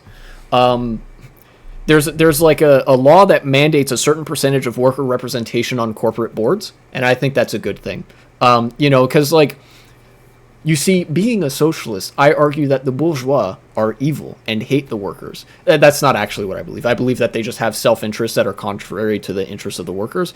But I do think, you know, I think it's actually a really good introductory step to start introducing the workers' interests to running the company. That way you get just a little bit closer to the objective of like worker ownership of the means of production and stuff. Bolshevik. Oh, did I say some I say some shit does that mean something? I mean, I know what the acronym BBC stands for, but I don't know if that has any particular meaning about, like, I don't know. If it just means big black cock, then I agree. But if it means something worse, then I don't agree. Sorry. But yeah, you're right about, like, it sucks that people like think Germany Germany and then immediately think World Wars. They could think single-payer healthcare system. You know, the Bismarck model. Because that's cool, too. I feel like there is some kind of like universal morale, or you can just try to take what a country's doing, like Germany, and just look at what it means in their own terms. So with Germany, it's called militant democracy, basically. It's like in democracy, you have to curtail what other people might consider some freedoms to let I love militant democracy. Keep fascism out. You can very quickly right now just look at the AfD vote in Germany and just be like, well, it failed. Look what's happening to you guys. Yeah, like your far right party has like more than 30% of the votes in quite a few parts of Germany right now. So, well, but like, is that really what you want to go on? Because like, for instance, like Hitler's party had popular approval, and they were able to. My understanding is democratically establish the Enabling Act, which essentially became anti-democratic in the measures it was attempting to achieve. But does that make it? I don't know so much about the history of Weimar Germany, but my understanding is that the Nazis actually prior to like taking power undemocratically, they actually never had a majority support in the legislature. I think the election that happened immediately before the Nazis just banned all the other parties, they got like 30-something% of the vote. It was not a lot. And then the Conservative Party got like more than them. And then, like, some of the members defected to the Nazis or whatever. I think the way that the Nazis took power was, I think Hitler was appointed chancellor by Hindenburg, whatever his name was.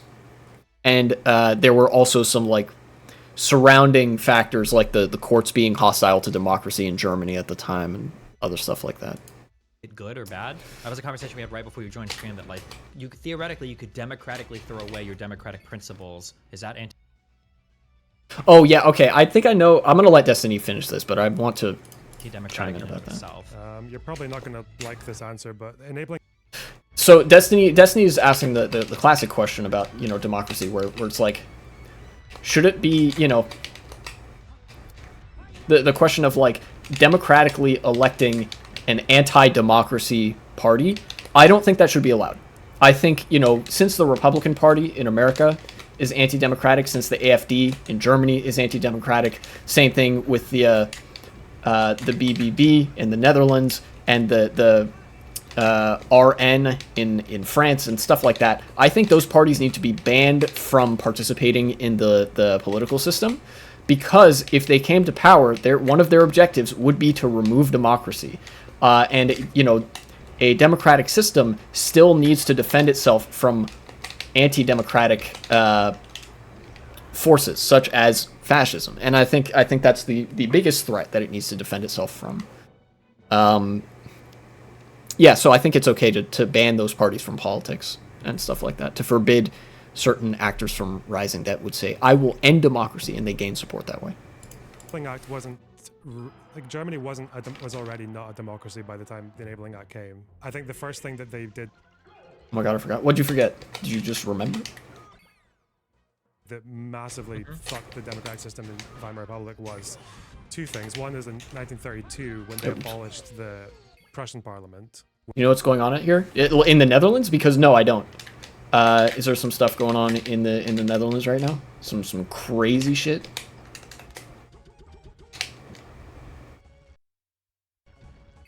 Does it have to do with the BBB? Oh, I bet it has to do with the BBB. The government is dissolved? Yeah, I think I saw that. Hold on. Netherlands government collapse.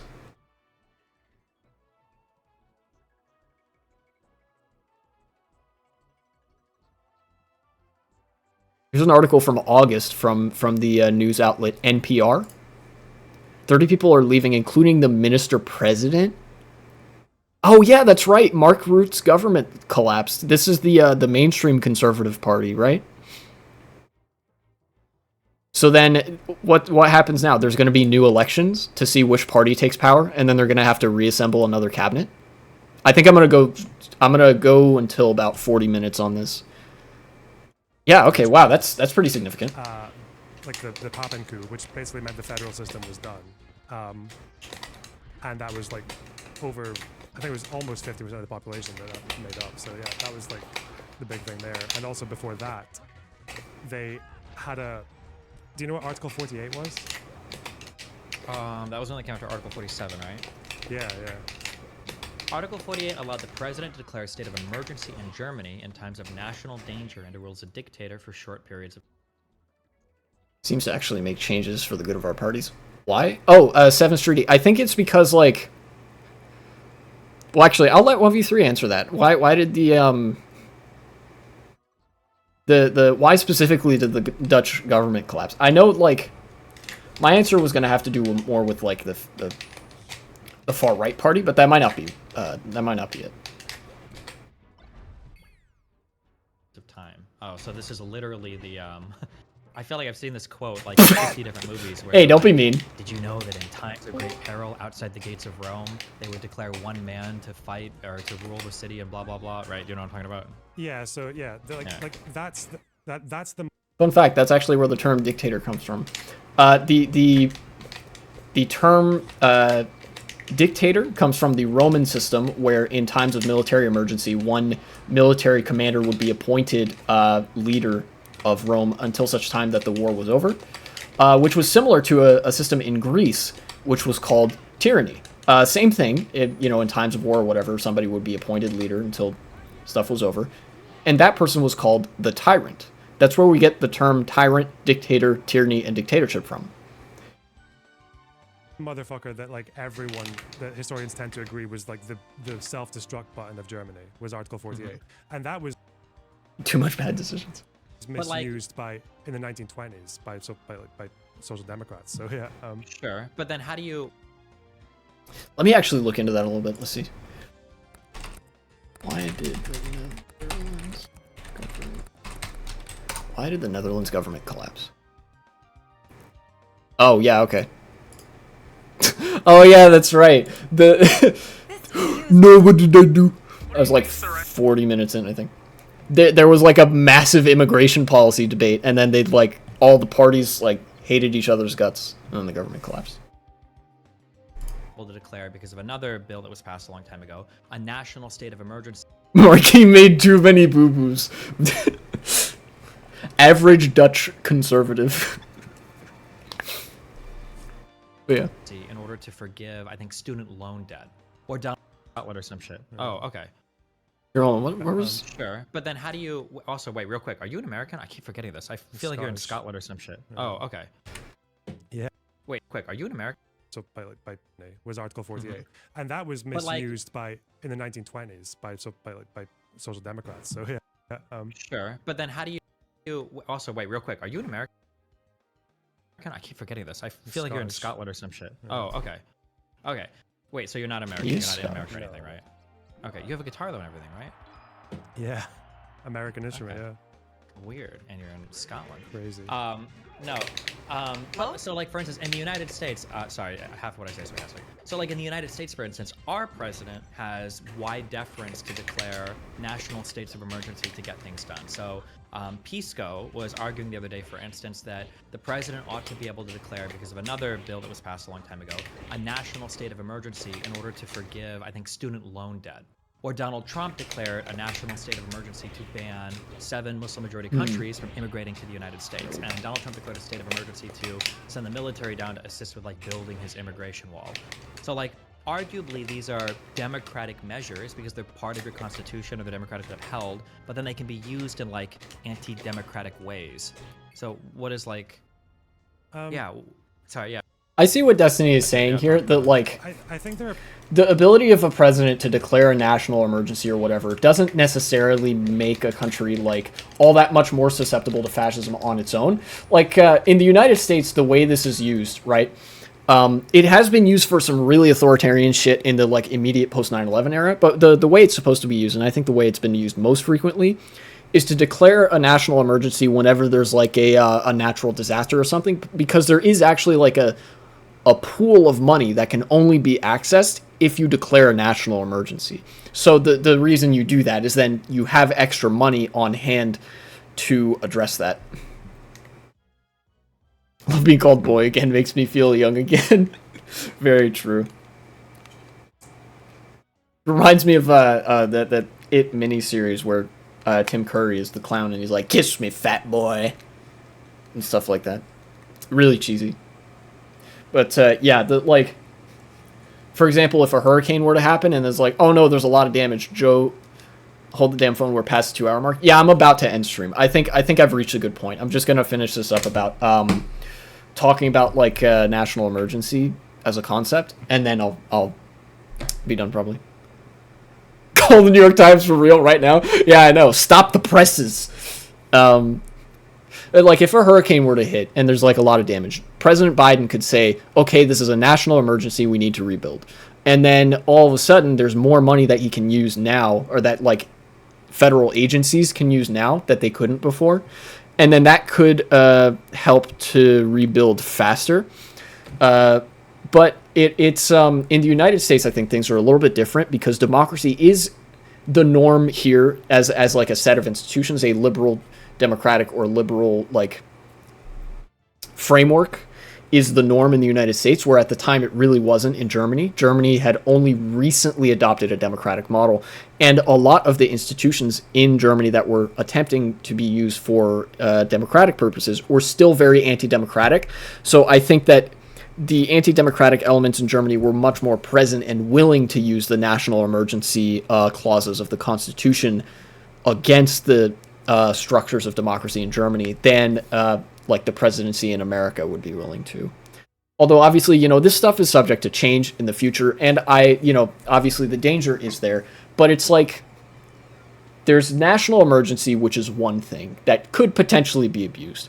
But then there's all this other stuff that existed in Germany at the time that doesn't exist now in the United States. That doesn't exist as much. So it's less dangerous in the United States because there's not all this other stuff influencing it. But with that said, I have gone past the 2-hour mark, and I'm more than halfway through the debate, and I think I'm comfortable leaving the rest of this until next time. It seems like they've taken a pretty significant break from talking about Israel and Palestine here. This is a pretty civil discussion thus far. I think LonerBox is very level-headed and stuff. I've seen Destiny like have some moments where he kind of explodes in debates and stuff. I threw my pen on accident and hit the cat. Oh no, he'd be running. I think he's outside right now. It's okay. Tell him you love him, and he will love you back. So yeah, I'll leave the rest of that until next stream. And right now, I will look for somebody to raid.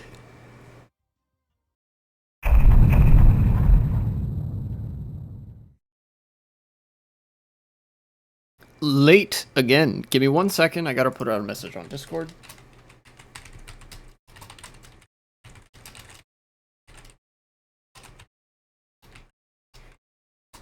All right. Fantastic.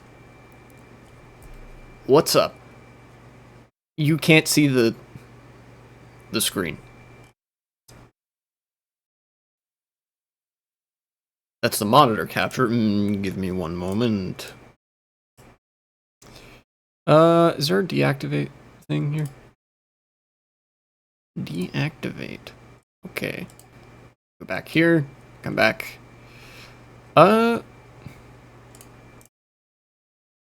Activate. All right, there we go. Okay, that's a lot better. Let's open up Dolphin. Go into Melee here, and then oops. Wait a minute. That wasn't the video that was playing. Okay, cool. Anyway. Sorry for the technical difficulties here. Let me get back to where I was last time. Not yesterday, but rather last time on the debate here. I'm gonna make chat just a tiny bit smaller so that it doesn't quite encroach on the actual gameplay screen here. You can see there's the window here. My webcam kind of encroaches on that. This follow goal thing kind of encroaches on that. Doing my best to keep things more or less out of the way, so that you guys can have a good experience.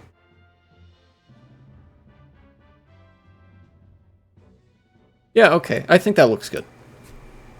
So, last time I was at like 41 minutes. Let's see what's up. By the way, I would like to mention... Boo. What's up, 1v3? You got me. I'm not going to be able to see how many people are in chat, since I don't have the Twitch window open. I have to be on this window. This is a separate window. I can see the chat scrolling by and stuff like that, so I can respond to people's messages and stuff, but I'm not going to know who all is here. Unless they have messaged in chat. You know, periodically I'll check to see how many people are watching. It's just a little pet peeve or whatever. Busy with something, so you'll have to wait for my what up for a few minutes. Yeah, no problem. No problem. Let's get into it, I guess. Hopefully some of those chatters from last time will come back. What's his name? Streety? By the way, fun new command. There we go. No, Nightbot isn't a sub, so they can't use the emote. Oh well. You see the new flavor elements in chat. Democratic measures because they're part of your constitution or they're democratically upheld, but then they can be used in like anti-democratic ways. So what is... Yes, okay, I remember. They were talking about the ability of the president or otherwise executive branch leader to declare a national emergency that would grant them certain administrative abilities that wouldn't exist otherwise. I think I outlined last time what I think of this. It's fine as long as the rest of the norms and institutions of the country aren't like openly barreling towards fascism, you know? It can have some significant implications for disaster relief. That can be good. But let's see where they take it. It's like... yeah. Sorry, yeah, talk, go ahead. I think there are probably just some... I don't know. It just feels like when it comes to different countries or different democracies that there are gray areas where we think like there are certain measures or certain things that are technically democratic but also not very, that leaders are allowed to do. But then there are some other ones that I think over history we've learned are a lot more non-negotiable. Like I don't think any state in any democracy in the world right now would reasonably bring back an Article 48, which means they can suppress like basically everything in the name of emergency. So interesting. Yeah. Because we also, even in the United States... Oh yeah, that's one thing that I had neglected to mention, probably because it didn't actively occur to me. That the nature of like declaring a national emergency and certain emergency powers varies widely from country to country. In the United States, it's pretty mild, like I described. Like the whole, oh, you have access to money that you can use for investment and relief where otherwise you couldn't. That's about the extent to which a president can realistically act after having declared like a national emergency and stuff. Theoretically, the Constitution would allow some pretty severe stuff, such as martial law or something like that. But the United States is such a big country, and it is such an unprecedented move that I don't think that there is a significant risk of that happening, at least not here. Meanwhile, in I think they were talking about Weimar Germany, the powers of the executive were much more easily used for authoritarian ends. It's where it seems to be that the United States is one of the freest countries in the world when it comes to freedom of speech. Now, maybe I think that's true. Law, yeah. But in terms of just like what's on our books, what our courts defend.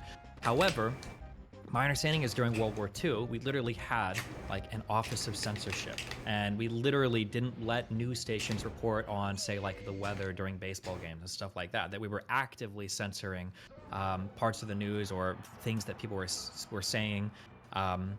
So like, are these are these anti-democratic measures that shouldn't exist, or yeah? I'm just asking. I don't have strong feelings here, so yeah, I'm just curious. I actually have. I'll see what LonerBox has to say, but then I have don't some know how thoughts. I can explain it like ethically, but it just seems to be the case that most countries have done this and been fine when it comes to war situations. This is kind of like when people were saying that Ukrainians should hold general elections because America did it in the Civil War, right? And I'm like, Hey. or that like Winston Churchill shouldn't have banned fascist newspapers in the Second World War, but Or for Ukraine, like cutting out some of the Russian language media or whatever, stuff like that, right? yeah, but I think it's fairly basic social contract to say that when a war happens, a couple of freedoms maybe need to go for a bit. Yeah, but then you run. Yeah, as like, I don't think he phrased that as well as he could have. Certainly at the end there, it's like, might be a little bit of a loaded way to say that, but I generally agree that like in wartime, in a wartime economy, in a wartime political situation, circumstances are different enough that like some things might be justifiable that otherwise aren't. For example, if there is media that is openly sympathetic to a wartime enemy, it's pretty reasonable to monitor those opinions at the very least a little bit more closely. In the case of, you know, for example, the Civil War in the United States, or in the Russia-Ukraine war. Ukraine actually banned 2 political parties, I believe, that were openly supportive of the Russian invasion. And that makes all the sense in the world. They were being traitors to their own country and shit like that. And they did a similar thing with, like, pro-Russia news outlets. They got banned for supporting the invasion, because Ukraine is the country being invaded. Yeah. There's a degree to which, like, you could definitely go too far with that, but there are some pretty well-established conventions that I think you can pretty safely hold to. And I think while some of the stuff during World War II, and especially in the United States, I think World War I is a better example of where things really went wrong. I would say it's pretty defensible, the kind of things that the United States did, at least as far as media goes, to sort of manage, like, the political support for remaining in the war effort and things like that, as far as a government goes. I don't know. There are some things that the United States did during World War II that were indefensible, such as the Japanese internment camps. But, you know, it's one of the ugly realities of nation-state politics, and it's part of why I don't like nation-states very much, because they get into massive conflicts. I'm under no delusion that conflict wouldn't exist if there weren't nation-states and if there weren't, like, the ruling class and whatever. But the fact that, you know, so much is made over arbitrary lines on a map is part of the reason that this is even an issue that we're talking about in the first place. Run into weird spots where, in the United States, we've, especially with Iraq and Afghanistan, we were arguably at war for what, like 23 years? Yeah, and then it depends on the kind of war. Because Yeah, I think that's true Civil too. I War didn't really argument consider was that. The kind of war. They still had the capacity to have elections during the Civil War in America, whereas Ukraine, all the polling stations will just get bombed. So it's like Right. Yeah, I think it bears mentioning as well for Ukraine, the degree to which they're bearing the brunt of the war is much more severe than the United States, or at least the North during the Civil War, and even the South to a large extent. Because Russia has been obviously they've been denying it left and right on the Russian state media. They've been like talking out of both sides of their mouth and whatever, but they've been targeting civilians and civilian infrastructure. And you can imagine if there were polling stations open and elections being held, that would put a big giant target on the backs of Ukrainian civilians for Russia to launch a rocket and kill a bunch of people, and that would not be good. You know, so because it could potentially make things go very wrong very quickly, I think the suspension of elections in wartime for a little bit until the war ends makes sense. You know, although it's perfectly fair to be a bit uneasy because it's wartime and political circumstances in wartime change very quickly. Hi, what's up, buddy? Can you guys hear me? Yeah, hi. Oh, hi, hello. Hello, LonerBox, my favorite lefty. and Steven. Oh, Come true. on. Yeah. So I wanted to ask a little question. Sorry to interrupt you guys. Oh, they're doing Q&A, I guess. I've That's been cool. sent a weird little clip where you were talking on a panel with like a bunch of ladies, I think, and LonerBox appeared to talk with you about like Palestine, and you said like this thing that basically Russia should kind of has Crimea because might makes right argument, and people showed it to me, and I was like, doesn't sound like what. Wait, did Destiny actually have that take? Oh my god, that's so funny. Because you know who else has that take? Hassan. Now, I will admit, my opinion on Hassan has soured significantly over the course of the past year. 1v3, I think one time it was either you or somebody else kind of balked at me rating Hassan one time. This was back when I still had a generally pretty positive opinion of him. If that was you, I would like to take the opportunity to say you were right. I think I should have listened to some of your misgivings about Hassan, because recently he's come out in defense of China on many different issues, and he's been. Well, he's done a little bit of fence riding with regards to the Russia-Ukraine conflict, more so than I would ever be really comfortable with. And one of the things I disagree with him on is his position about Crimea and saying that like Russia should get to have Crimea. I don't think he's argued that directly, but he's sort of argued around the topic, and certainly has argued that Ukraine shouldn't necessarily have Crimea, which I think is not a correct line of argument to take. So it's very funny to me that Destiny would kind of agree that Russia should get to keep Crimea, just because that puts him on some sort of common ground with Hassan, and they really don't like each other. Aside from that, I will say that there is something to acknowledge about the political or geopolitical feasibility of returning Crimea to Ukraine. I don't know, like, ideally I would like for the 1991 borders, the pre-invasion borders, to be restored and whatnot. That'd be good, I think, for stability in the region. But there is a very real question, just descriptively speaking, of whether or not Crimea will be in the cards as far as what Ukraine gets at the end of the war, or what they keep. Yeah.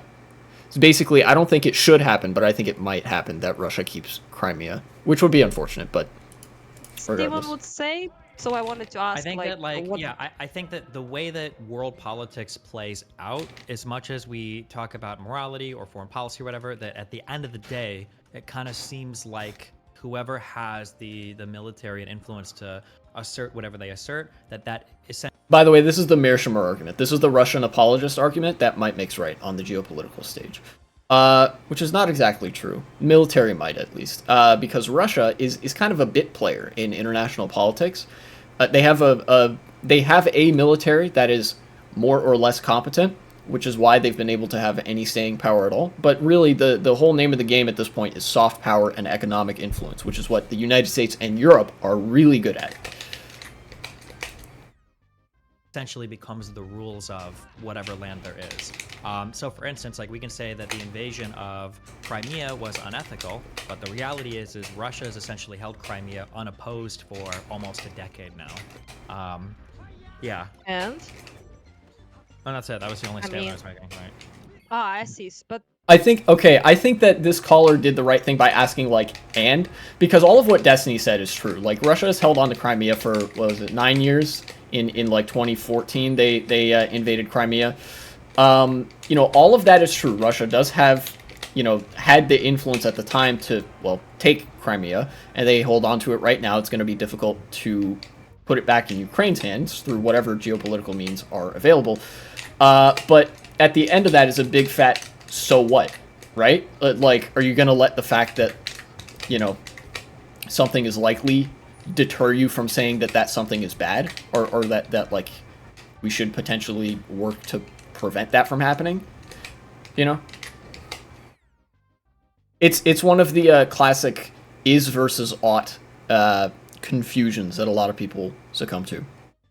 But it's still like illegal in terms of like international law, because it was recognized as Ukraine after 91st 1991 Yeah, when we but get law independence. systems. Yeah, but legality only matters insofar as you can adjudicate and then enforce action based on the legality, right? So arguably, this is one of the biggest.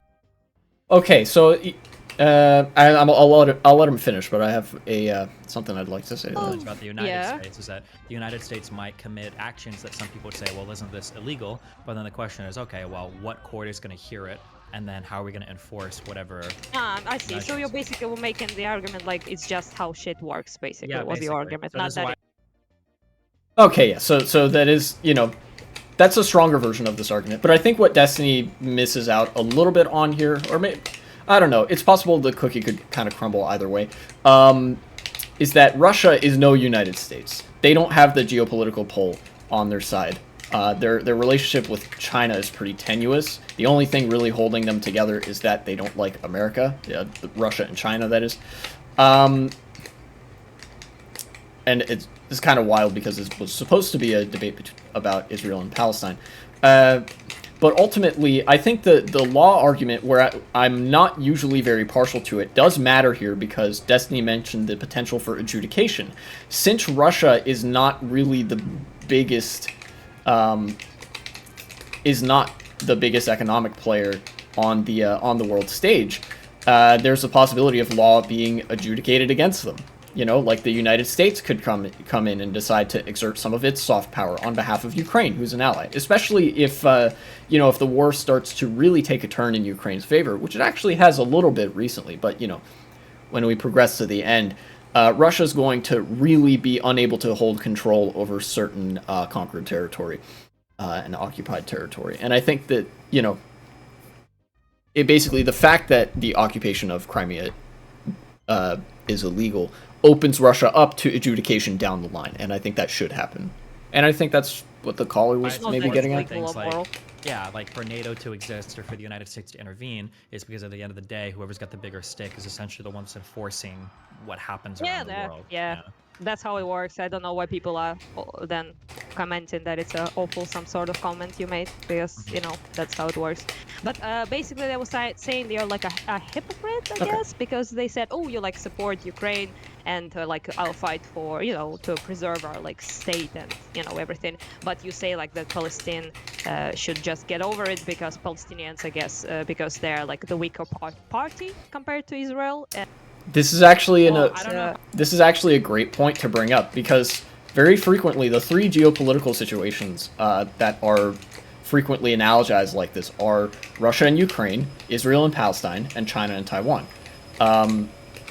where you have a much bigger or like much more powerful country aggressing upon its smaller neighbor in some form or another.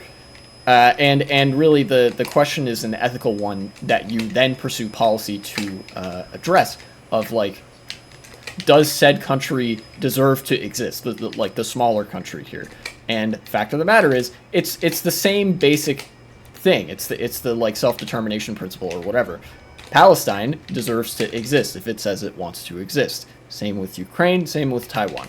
And right now Israel is doing unspeakable things to the Palestinians. Russia is doing unspeakable things to the Ukrainians. As far as I'm concerned, it's pretty much the same ethical question, which demands a pretty easy ethical answer. Basically, if you want to be consistent in your values, if you support Ukraine, you have to also support Palestine if you're asked about it, and Taiwan as well. But if you support Russia, then you would also support Israel, you would also support China. These are the ethically consistent positions, is what I'm getting at. And I think Destiny isn't entirely consistent here, which is not exactly... I will lend him a little bit of charitability here to say that, like, perfect consistency is not a reasonable expectation of anybody. Even like, if you were to ask the philosophers themselves that came up with the names and like frameworks to put to certain ethical beliefs and whatever, they wouldn't have perfectly ethically consistent like beliefs. I would ever say, I'm talking from the perspective of Israel, but like, I don't know if I would ever say like Palestinians ought to just get over it. Like, I can understand why they would fight. Like, I don't know if I would necessarily condemn Palestinians for fighting against Israel to hold on to their land, right? But I think you can probably have conflicts where this is kind of goes into what I was saying earlier, LonerBox, in terms of like who's right or wrong. When you get to like these intergovernmental or inter-country fights, I can see there being international union justifications on both sides to fight. Which gets into a weird world because it's nice to be able to say who's right or wrong, but I can see there being, like, I can understand Israel's perceived threat to their existence, to Jewish people's existence, and I can understand Palestinians saying like, oh, okay, well, since the 40s you guys were basically plopped here against our will, and now you've been fucking us the whole time, so fuck you. Like, I can see arguments on justifying both sides to fight each other. Yeah. Also, if I'm not wrong, that Palestine was not like internationally recognized in terms of like borders or like as a country, I presume, right? It's not like Ukraine war. Actually, Palestine is internationally recognized. The only countries that I think don't recognize Palestine are like the U.S. and about half a dozen U.S. allies. Let me pull this up. I think there is a there's a infographic or whatever to this effect. Palestine international recognition. International recognition of the state of Palestine from Wikipedia. Let's see if I'm right about this. I think I'm correct. Otherwise, I wouldn't have said it. Yeah, look at this. The only countries that... It's a little bit more countries than I thought it was that don't recognize Palestine. Everybody recognizes the independence of the state of Palestine, except most of Western Europe, in fact, all of Western Europe, the US, Canada, Mexico, Australia, Japan, South Korea. Basically, like, the US and whoever we're allies with, but like very directly, don't recognize Palestine. Every other country recognizes Palestine.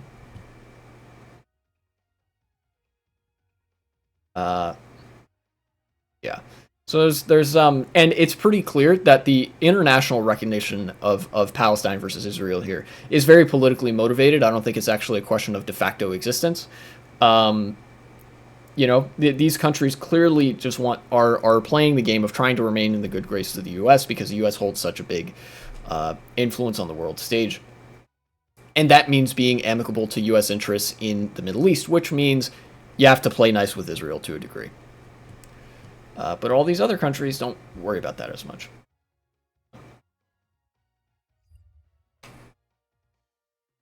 Let's get back to it. Was in 1901 when, you know, the borders were and the territories were, you know, distributed and everyone agreed to it. Also, by the way, I think if this caller is Eastern European, their country recognizes the independence of Palestine. Including Russia, so it's not exactly the same, I think, in that regard as well. Maybe after World War I, was there a big land cutout for Palestine that was more or less recognized by everybody? There was the UN partition in 47. After, actually, Destiny's right. After World War I, there was a land cutout for Palestine. You know, the Sykes-Picot Agreement when the Ottoman Empire was partitioned into what is now like all the various states in the Middle East. One of those was actually, they were like the League of Nations mandates and whatever, which were functionally just colonies of France or Britain. One of those was the mandate of Palestine, and it's the land that now Israel and Palestine occupy. They like, that was a like massive UN blunder, that there was a Palestine that was actually going to be independent after the Second World War. You know, France and Britain had started to relinquish control of their colonies, however begrudgingly. Palestine would have been an independent nation if the United Nations didn't specifically pick them to be the site of Israel. Where Palestine was a lot bigger than it is now, and then after 67, the UN agreed on those borders. So yeah, the current borders are like the West Bank and Gaza. I feel like there have been agreed. There have been agreed borders for Palestine. They've just slowly gotten cut up over time. But even when we talk about agreed borders, like for instance, I think it was after the dissolution of the Ottoman Empire, Turkey had. Oh, well, there you borders that go. Were He mentions recognized by. It wasn't the UN at that point, right? It was whatever came before that. League of and then Nations. Turkey was like, no, fuck you, and then they had a big rebellion and they fought, and then they got their country like, okay, these are our borders now. After they had their big revolution for that, so yeah, the League of Nations maybe, yeah. After like World War I, there was like this principle of like ethnic majority, basically. So like territories go to the parts that are, you know, in Ukraine there was like a lot of Polish people, for example, in parts of the western parts of the country. So Galiciana, things like that. For example, Lviv, which is like the biggest, like the most important city in the west, it used to be like majority Polish. So in terms like of population, that's why it got to Poland, not Ukraine. Like, but interestingly enough, Polish made that claim that should be Polish because the majority there. But they also took Volyn region, which was majority Ukrainian, and most people spoke Ukrainian. So it started like, yeah, we take this bit because it's mostly Polish people, and then we also take this bit because it's you know, just because just because we can. So yeah, there was that as well. This is also the place where Volyn massacre happened. One of the reasons why. So yeah, not that it makes it any better, you know, killing people, killing Polish people, but yeah, but there was like a big tension there because majority. I don't know entirely what they're getting Ukrainian at here. there, and yeah. Sure. You made a point, and it was kind of correct. Although,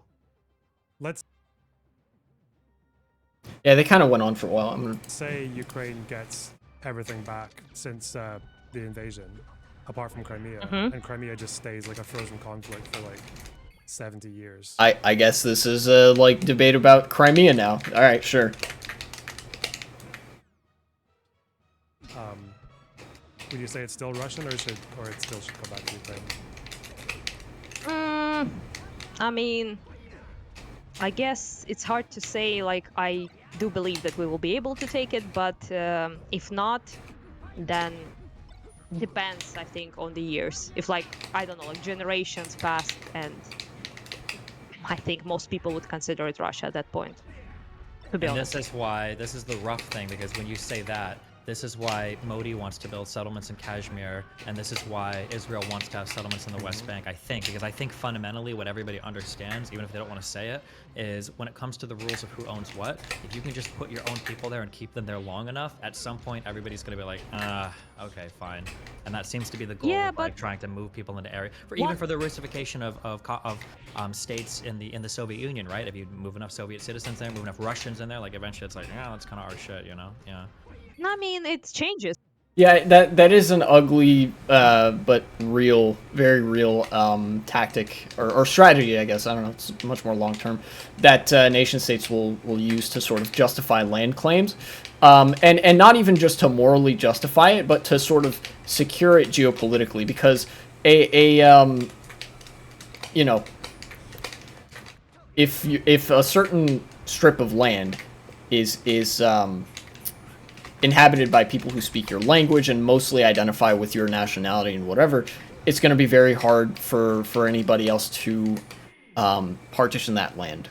You know, from the nation-state perspective, this is what Morocco has been doing with this, the Western Sahara. They've been encouraging Moroccans to move there. I'll openly admit I was wrong about that when I talked about it last time. It's been a while, but. And this is what Israel is doing with Palestine. They're trying to saturate the region with Israelis so that it becomes all that much more harder, all that much more difficult, excuse me, I can't speak English today, to return any of that land to Palestine. It's obviously because this also happens to be the German plan of Lebensraum, the German plan to commit an even bigger genocide than the Holocaust in Eastern Europe and fill Eastern Europe up with Germans. That was the intended effect. That you basically expand Germany by way of putting German people in other countries where you had killed the previous population. We remain to be Ukrainian despite being Russified, so there's that. And but Rome did this too. There are different situations. For example, Belarus, right? It's basically, you know, they lost identity at this point. to be honest. So so there's like, not to say that they're Russian, but technically, because they speak Russian. It's like 90-something% speaks Russian. Most people don't know Belarus language at all. Like 10%, I think, do, or something like that. There's also the fact that Lukashenko, that potato Führer of theirs, he speaks Russian.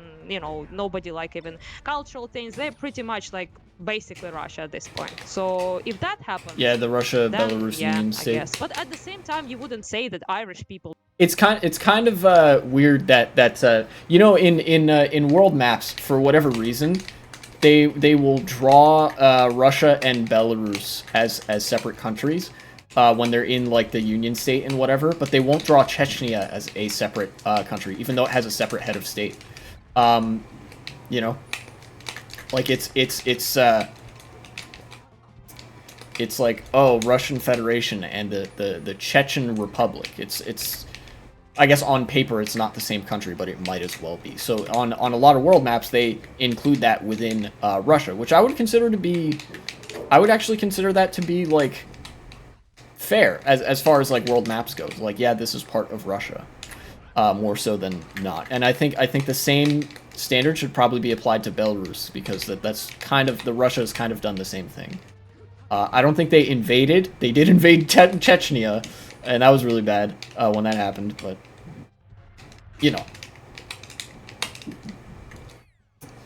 like English, right? Despite the fact that they speak English. Or you wouldn't say like about Scottish people as well, that, so at least you will get punched in the face if you say it for understandable reason. So yeah, true. not everything comes back to language, obviously, but culturally you can get assimilated to a point, but that there is definitely no difference there. But Yeah, that's true. I do think there could be like cultural revival of sorts. I mean, it kind of happened in Ukraine all the time, despite them trying to prohibit the language, destroy it, prohibit the culture, prohibit identity, call us like Malorossi, which is like little Russians, basically. So they were like, executing people left and right, and for a very long time, and also like Holodomor and things like that. And yeah, it's like what's funny is that like Little Russia already means something. Like in the United States, this might just be an American thing. In a lot of big cities, or like urban centers, there are like ethnic enclaves or national enclaves, whatever. Kind of tangential to what's being talked about here. But you'll have like a Chinese community or a Korean community, a Russian community, a Dutch or German or like Polish community. And they're called Little, and then the name of the country that they are associated with, or whatever. So, like, you could say there's sometimes it's called like Chinatown or whatever, where there's a lot of Chinese people that live there. But sometimes it's also called Little China, because it's like a big community of Chinese folks. And same thing goes with a Russian community in a big city. It would be called like Little Russia, because it's a little bit of Russia within an American city.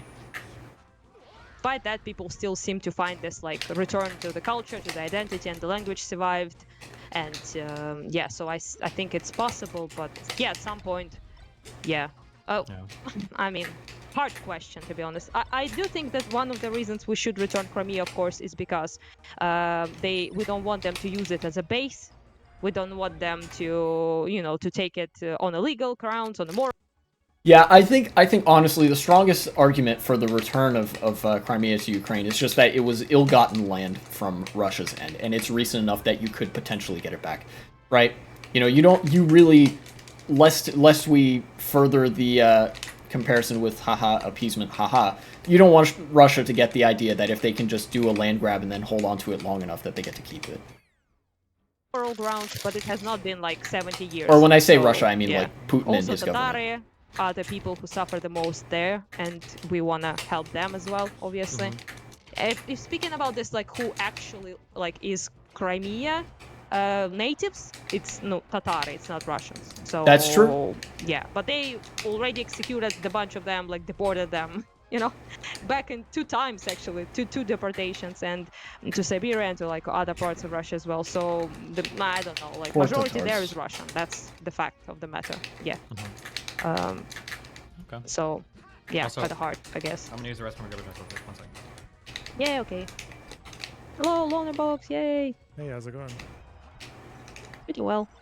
I was reading an Trying article not too long ago about the Tatar situation in Crimea. I didn't actually know, I guess it was obvious, but even when they returned in the 80s and 90s, like from then on all the way until 2014, them existing in Crimea has basically just been this fucking eternal struggle for like restitution or yes. land, and they haven't. And because I think Crimea's big thing in, as part of Russia is that like it's like a very big gangster capital kind of center, right, where land is traded often off the books. There's no official land registry that covers everything, so people just like that's kind of how most of the economic shenanigans happen, and then the result is that like Tatars basically. Yeah, Russia is I guess Crimea especially, but a lot of Russia operates in this way where like you know how in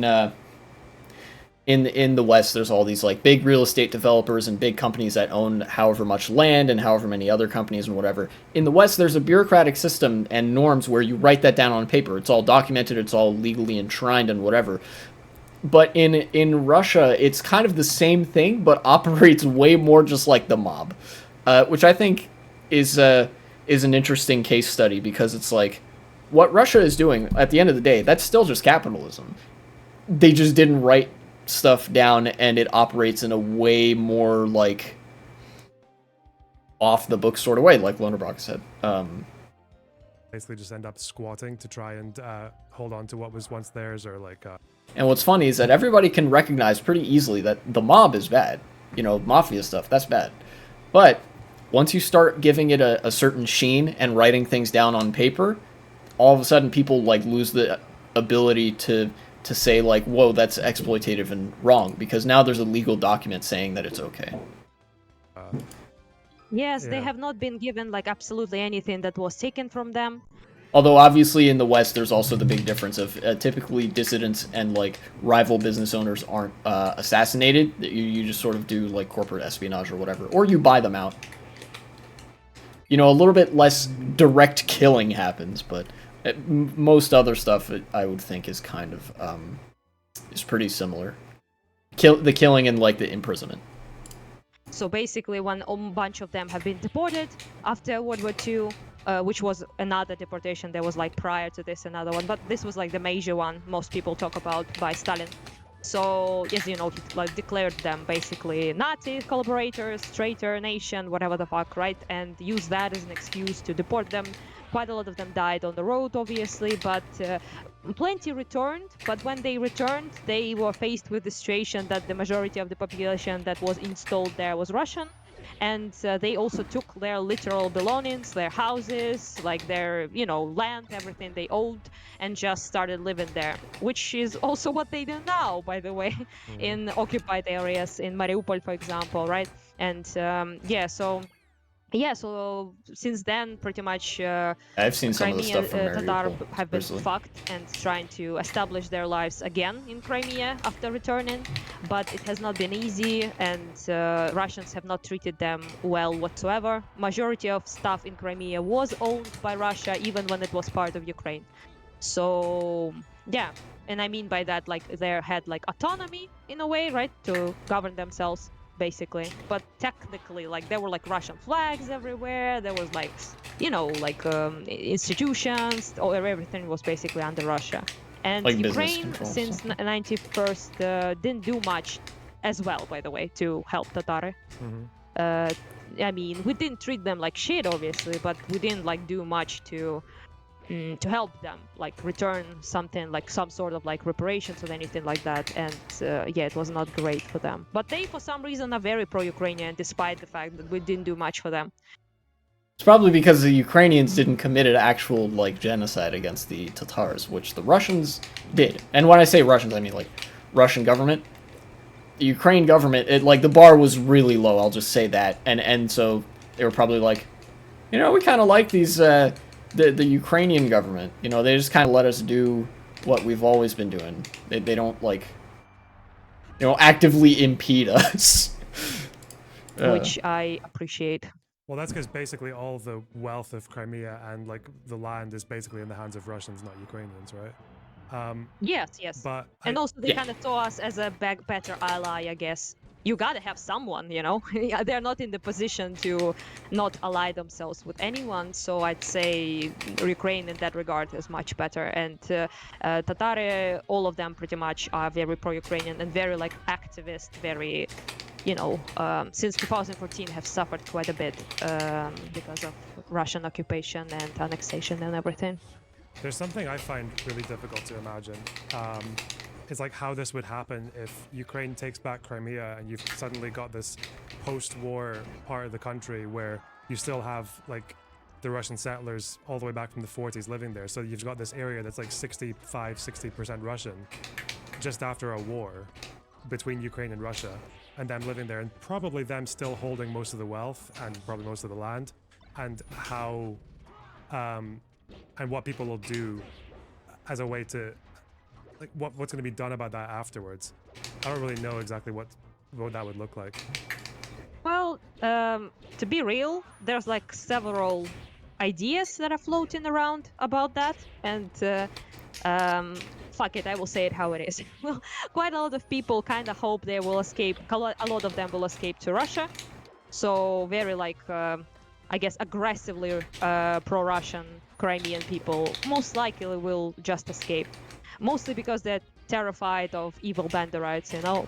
So Somebody it also, said- sorry, sorry, go yeah, I'm trying to answer that. I think they're being hyperbolic, but I do agree in a predictive sense that I think if Ukraine wins the war and like gets the peninsula of Crimea back, I think a lot of Russian settlers will probably leave and go back to Russia, if only because like or like at least the most pro-Russian ones, if only because they had the wealth to go and settle there in the first place, to like go and homestead, so they'd probably have the resources to go back. Might not be 100% comfortable, but you know, I mean, ultimately we'll see, and I think it's just gonna be ugly all around either way. The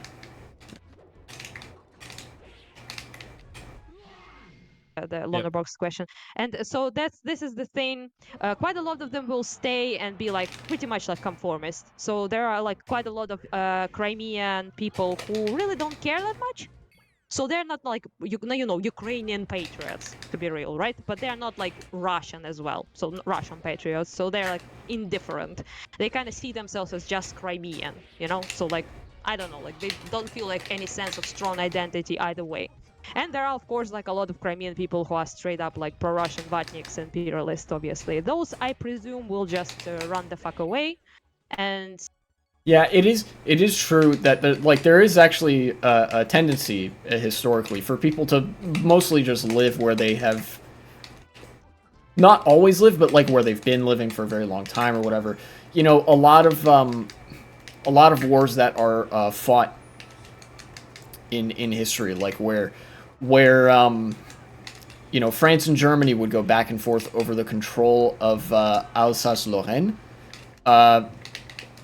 You know, the territory would change hands, so the same people would still like be living there. You get some population shakeup because that's kind of what war does, but like, you know, just because Germany took Alsace the one time doesn't mean all the people that were living there when it was French are gonna go leave. A lot of them are just gonna keep living there and be like, okay, I guess we're part of Germany now. You know, that's just a more recent example. As far as wars where territory has exchanged are concerned, you know, you could go back even further. You could go back to the medieval days when territory exchanged all the time. Then again, statehood was very different back then, but yeah. there's also this idea of giving... It's not going to be like all of the 3 million people that live in Crimea are now going to be a big question mark. A lot of them, they're just going to elect to stay and be like, yeah, okay, whatever. This is Ukraine now. I guess I'm living here. Quite a lot of it to Tatari, of their stuff, I mean. And also probably settling people who lost their homes in Ukraine there also can be an idea. Because, for example, in Donbass, I don't know, like, genuinely, like, 60-70% of shit is ruined. even in my like region, Kharkivska Oblast, everything that is past Kharkiv to the east, closer to Donbass, is fucking ruins. So when I Yep. go to like front lines and stuff, just every village, every city is basically in ruins. Absolutely nothing left there, unlivable. So quite a lot of people who are internal internal like migrants, right? So they within Ukraine, internally they displaced. moved to other areas, so less shelled areas, less war-torn areas. So I guess she's just talking about Ukraine and stuff now. I want to see if there's like more to the debate part of this debate. yeah, so don't give that much of a shit. It's just slightly But are these like Somebody said- post 20? Sorry, go on. Somebody's in a chat for you, LonerBox. LonerBox is slightly misinformed of the Supreme Court situation. Half of Israel is basically revolting right now, and the Supreme Court still retains its full power. Is that true? No, Did you lie? I saw them in the Discord as well. I even said, like, after I said get rid of the court, I moved it back to effectively defanged. I already changed it because I knew that it's technically not. Oh, okay, okay. Yeah. Okay. God, they're fucking vultures out there, but yeah, not true. Yeah, we are. And when I was by the thing about voting in Ukraine, before I went to that, Talking about Ukraine again. there will be no elections, and two. Talking about the election. Yeah, it's just also not to mention the fact that Millian is serving and done it something like that. No, it's not even a question for Ukrainians, but yeah, for other people it has been. You see, Zelensky is a fascist. Moment. Hassan takes on geopolitics. Not Anyway, that. Look at that. They Please. brought up Hassan. Okay, fucking, I'm gonna go and maybe watch that. Nice talking to you, Anna. Yeah. Dustin, stop advocating. Oh, that was Anastasia. Okay. Yeah, bye bye. Genocide, okay. Love you, babe. Oh no. Yeah. Bye bye. Nice one. Be careful. All right, bye bye. Any closing thoughts from Mr. LonerBox? I wonder. I love LonerBox. Yeah, he's a cool guy. All right, I'm trying. that's so I'm sweet. gonna chat about Burisma. Oh no, Burisma. No, get me away. Oh god. All right. So that's the debate, I guess. That was pretty short. Okay, as far as debates go, that was only like 30 minutes of them talking about Israel and Palestine. I guess I stuck around for the other stuff because that's still politics.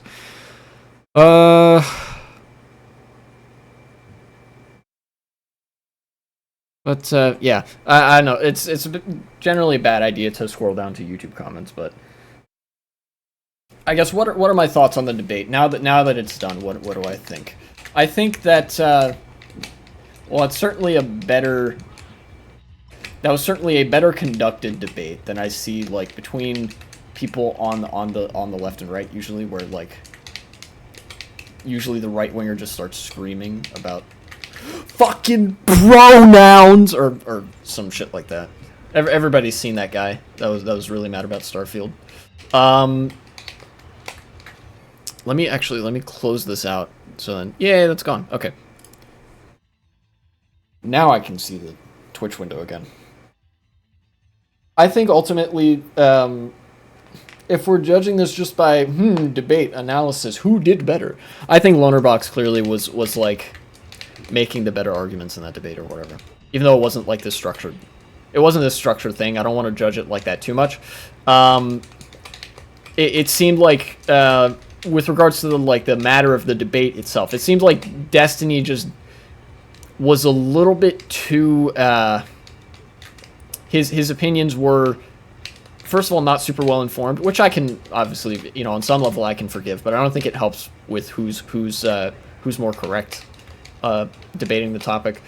But I think ultimately he's also a little bit too glib about what can be what is politically, like, if there's any political solution to it. I'm under no delusion that the most optimistic outcome is going to happen, but we can't, like, nothing good will happen if we sort of resign it to the, well, Israel's just going to bulldoze them sort of viewpoint, which is what historically has been happening, and you could reasonably predict that that's going to keep happening, but you shouldn't let that become a political position of yours to such a degree that you start mixing it with prescriptive statements, right?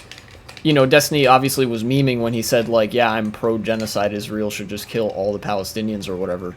But, like, ultimately, a lot of his view comes down to the sort of passive acceptance of that.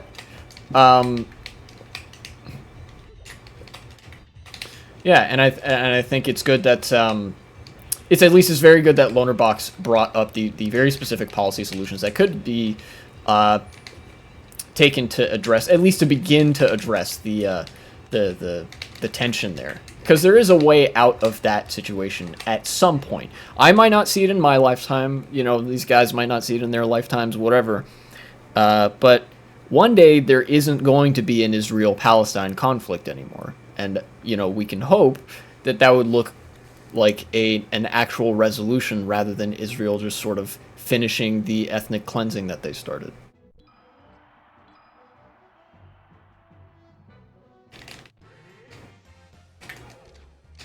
Those are my thoughts on it.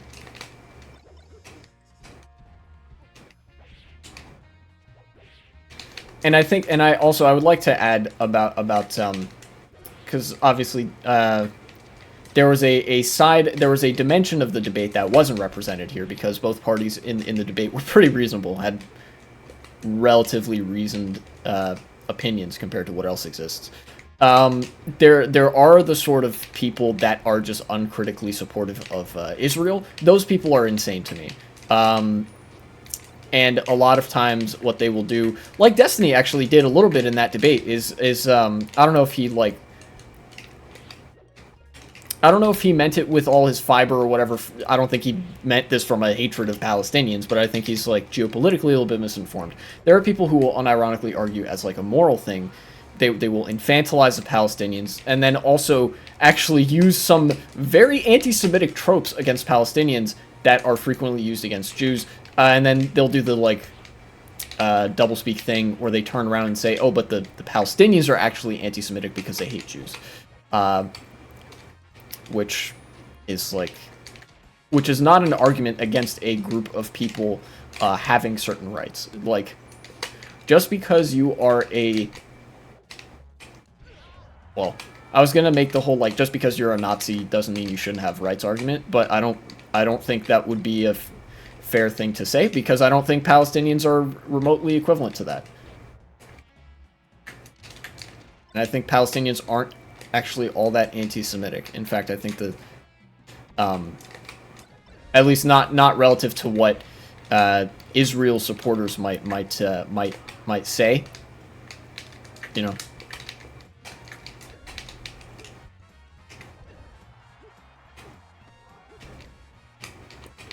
Yeah, I don't know. I think I'll leave it there.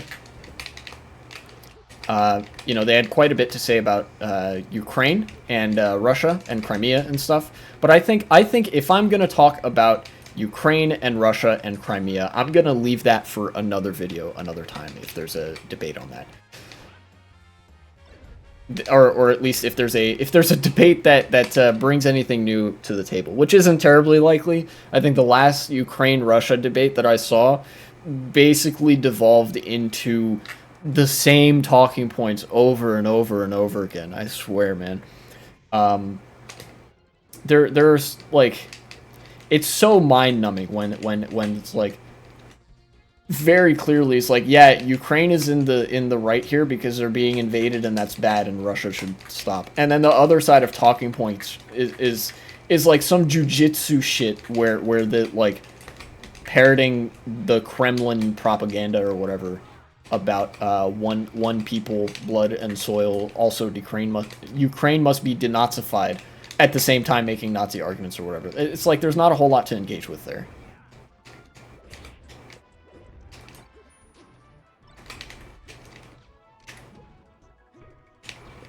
At least nothing super interesting. So I think, anyways. Ooh.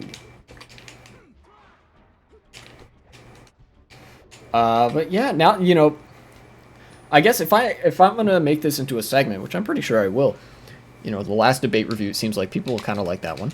Let me know what you thought of me reviewing the debate and of the debate itself, the participants and whatever. And you know, if you're seeing this on YouTube later, definitely let me know if you want me to do debate reviews in the future. I'll be sure to look out for some hot, spicy, new debate content and whatever about relevant political topics to cover. And I do want to actually limit my coverage of debates to political topics. I'm not going to do debates about like drama online and stuff. You know? And that's not to say I'm not necessarily aware of certain online drama, but I'm not going to talk about it. I don't think that's healthy for anybody. Anyways, if you're on YouTube, I'll see you next time. I'm probably going to after this game, I actually might even just end stream a little bit early, about an hour early, because that's all I had. No, you know what? No, I'm not going to end stream because there was other politics to talk about. But if you're on YouTube, this is where it ends. Cut the segment. Have a good one.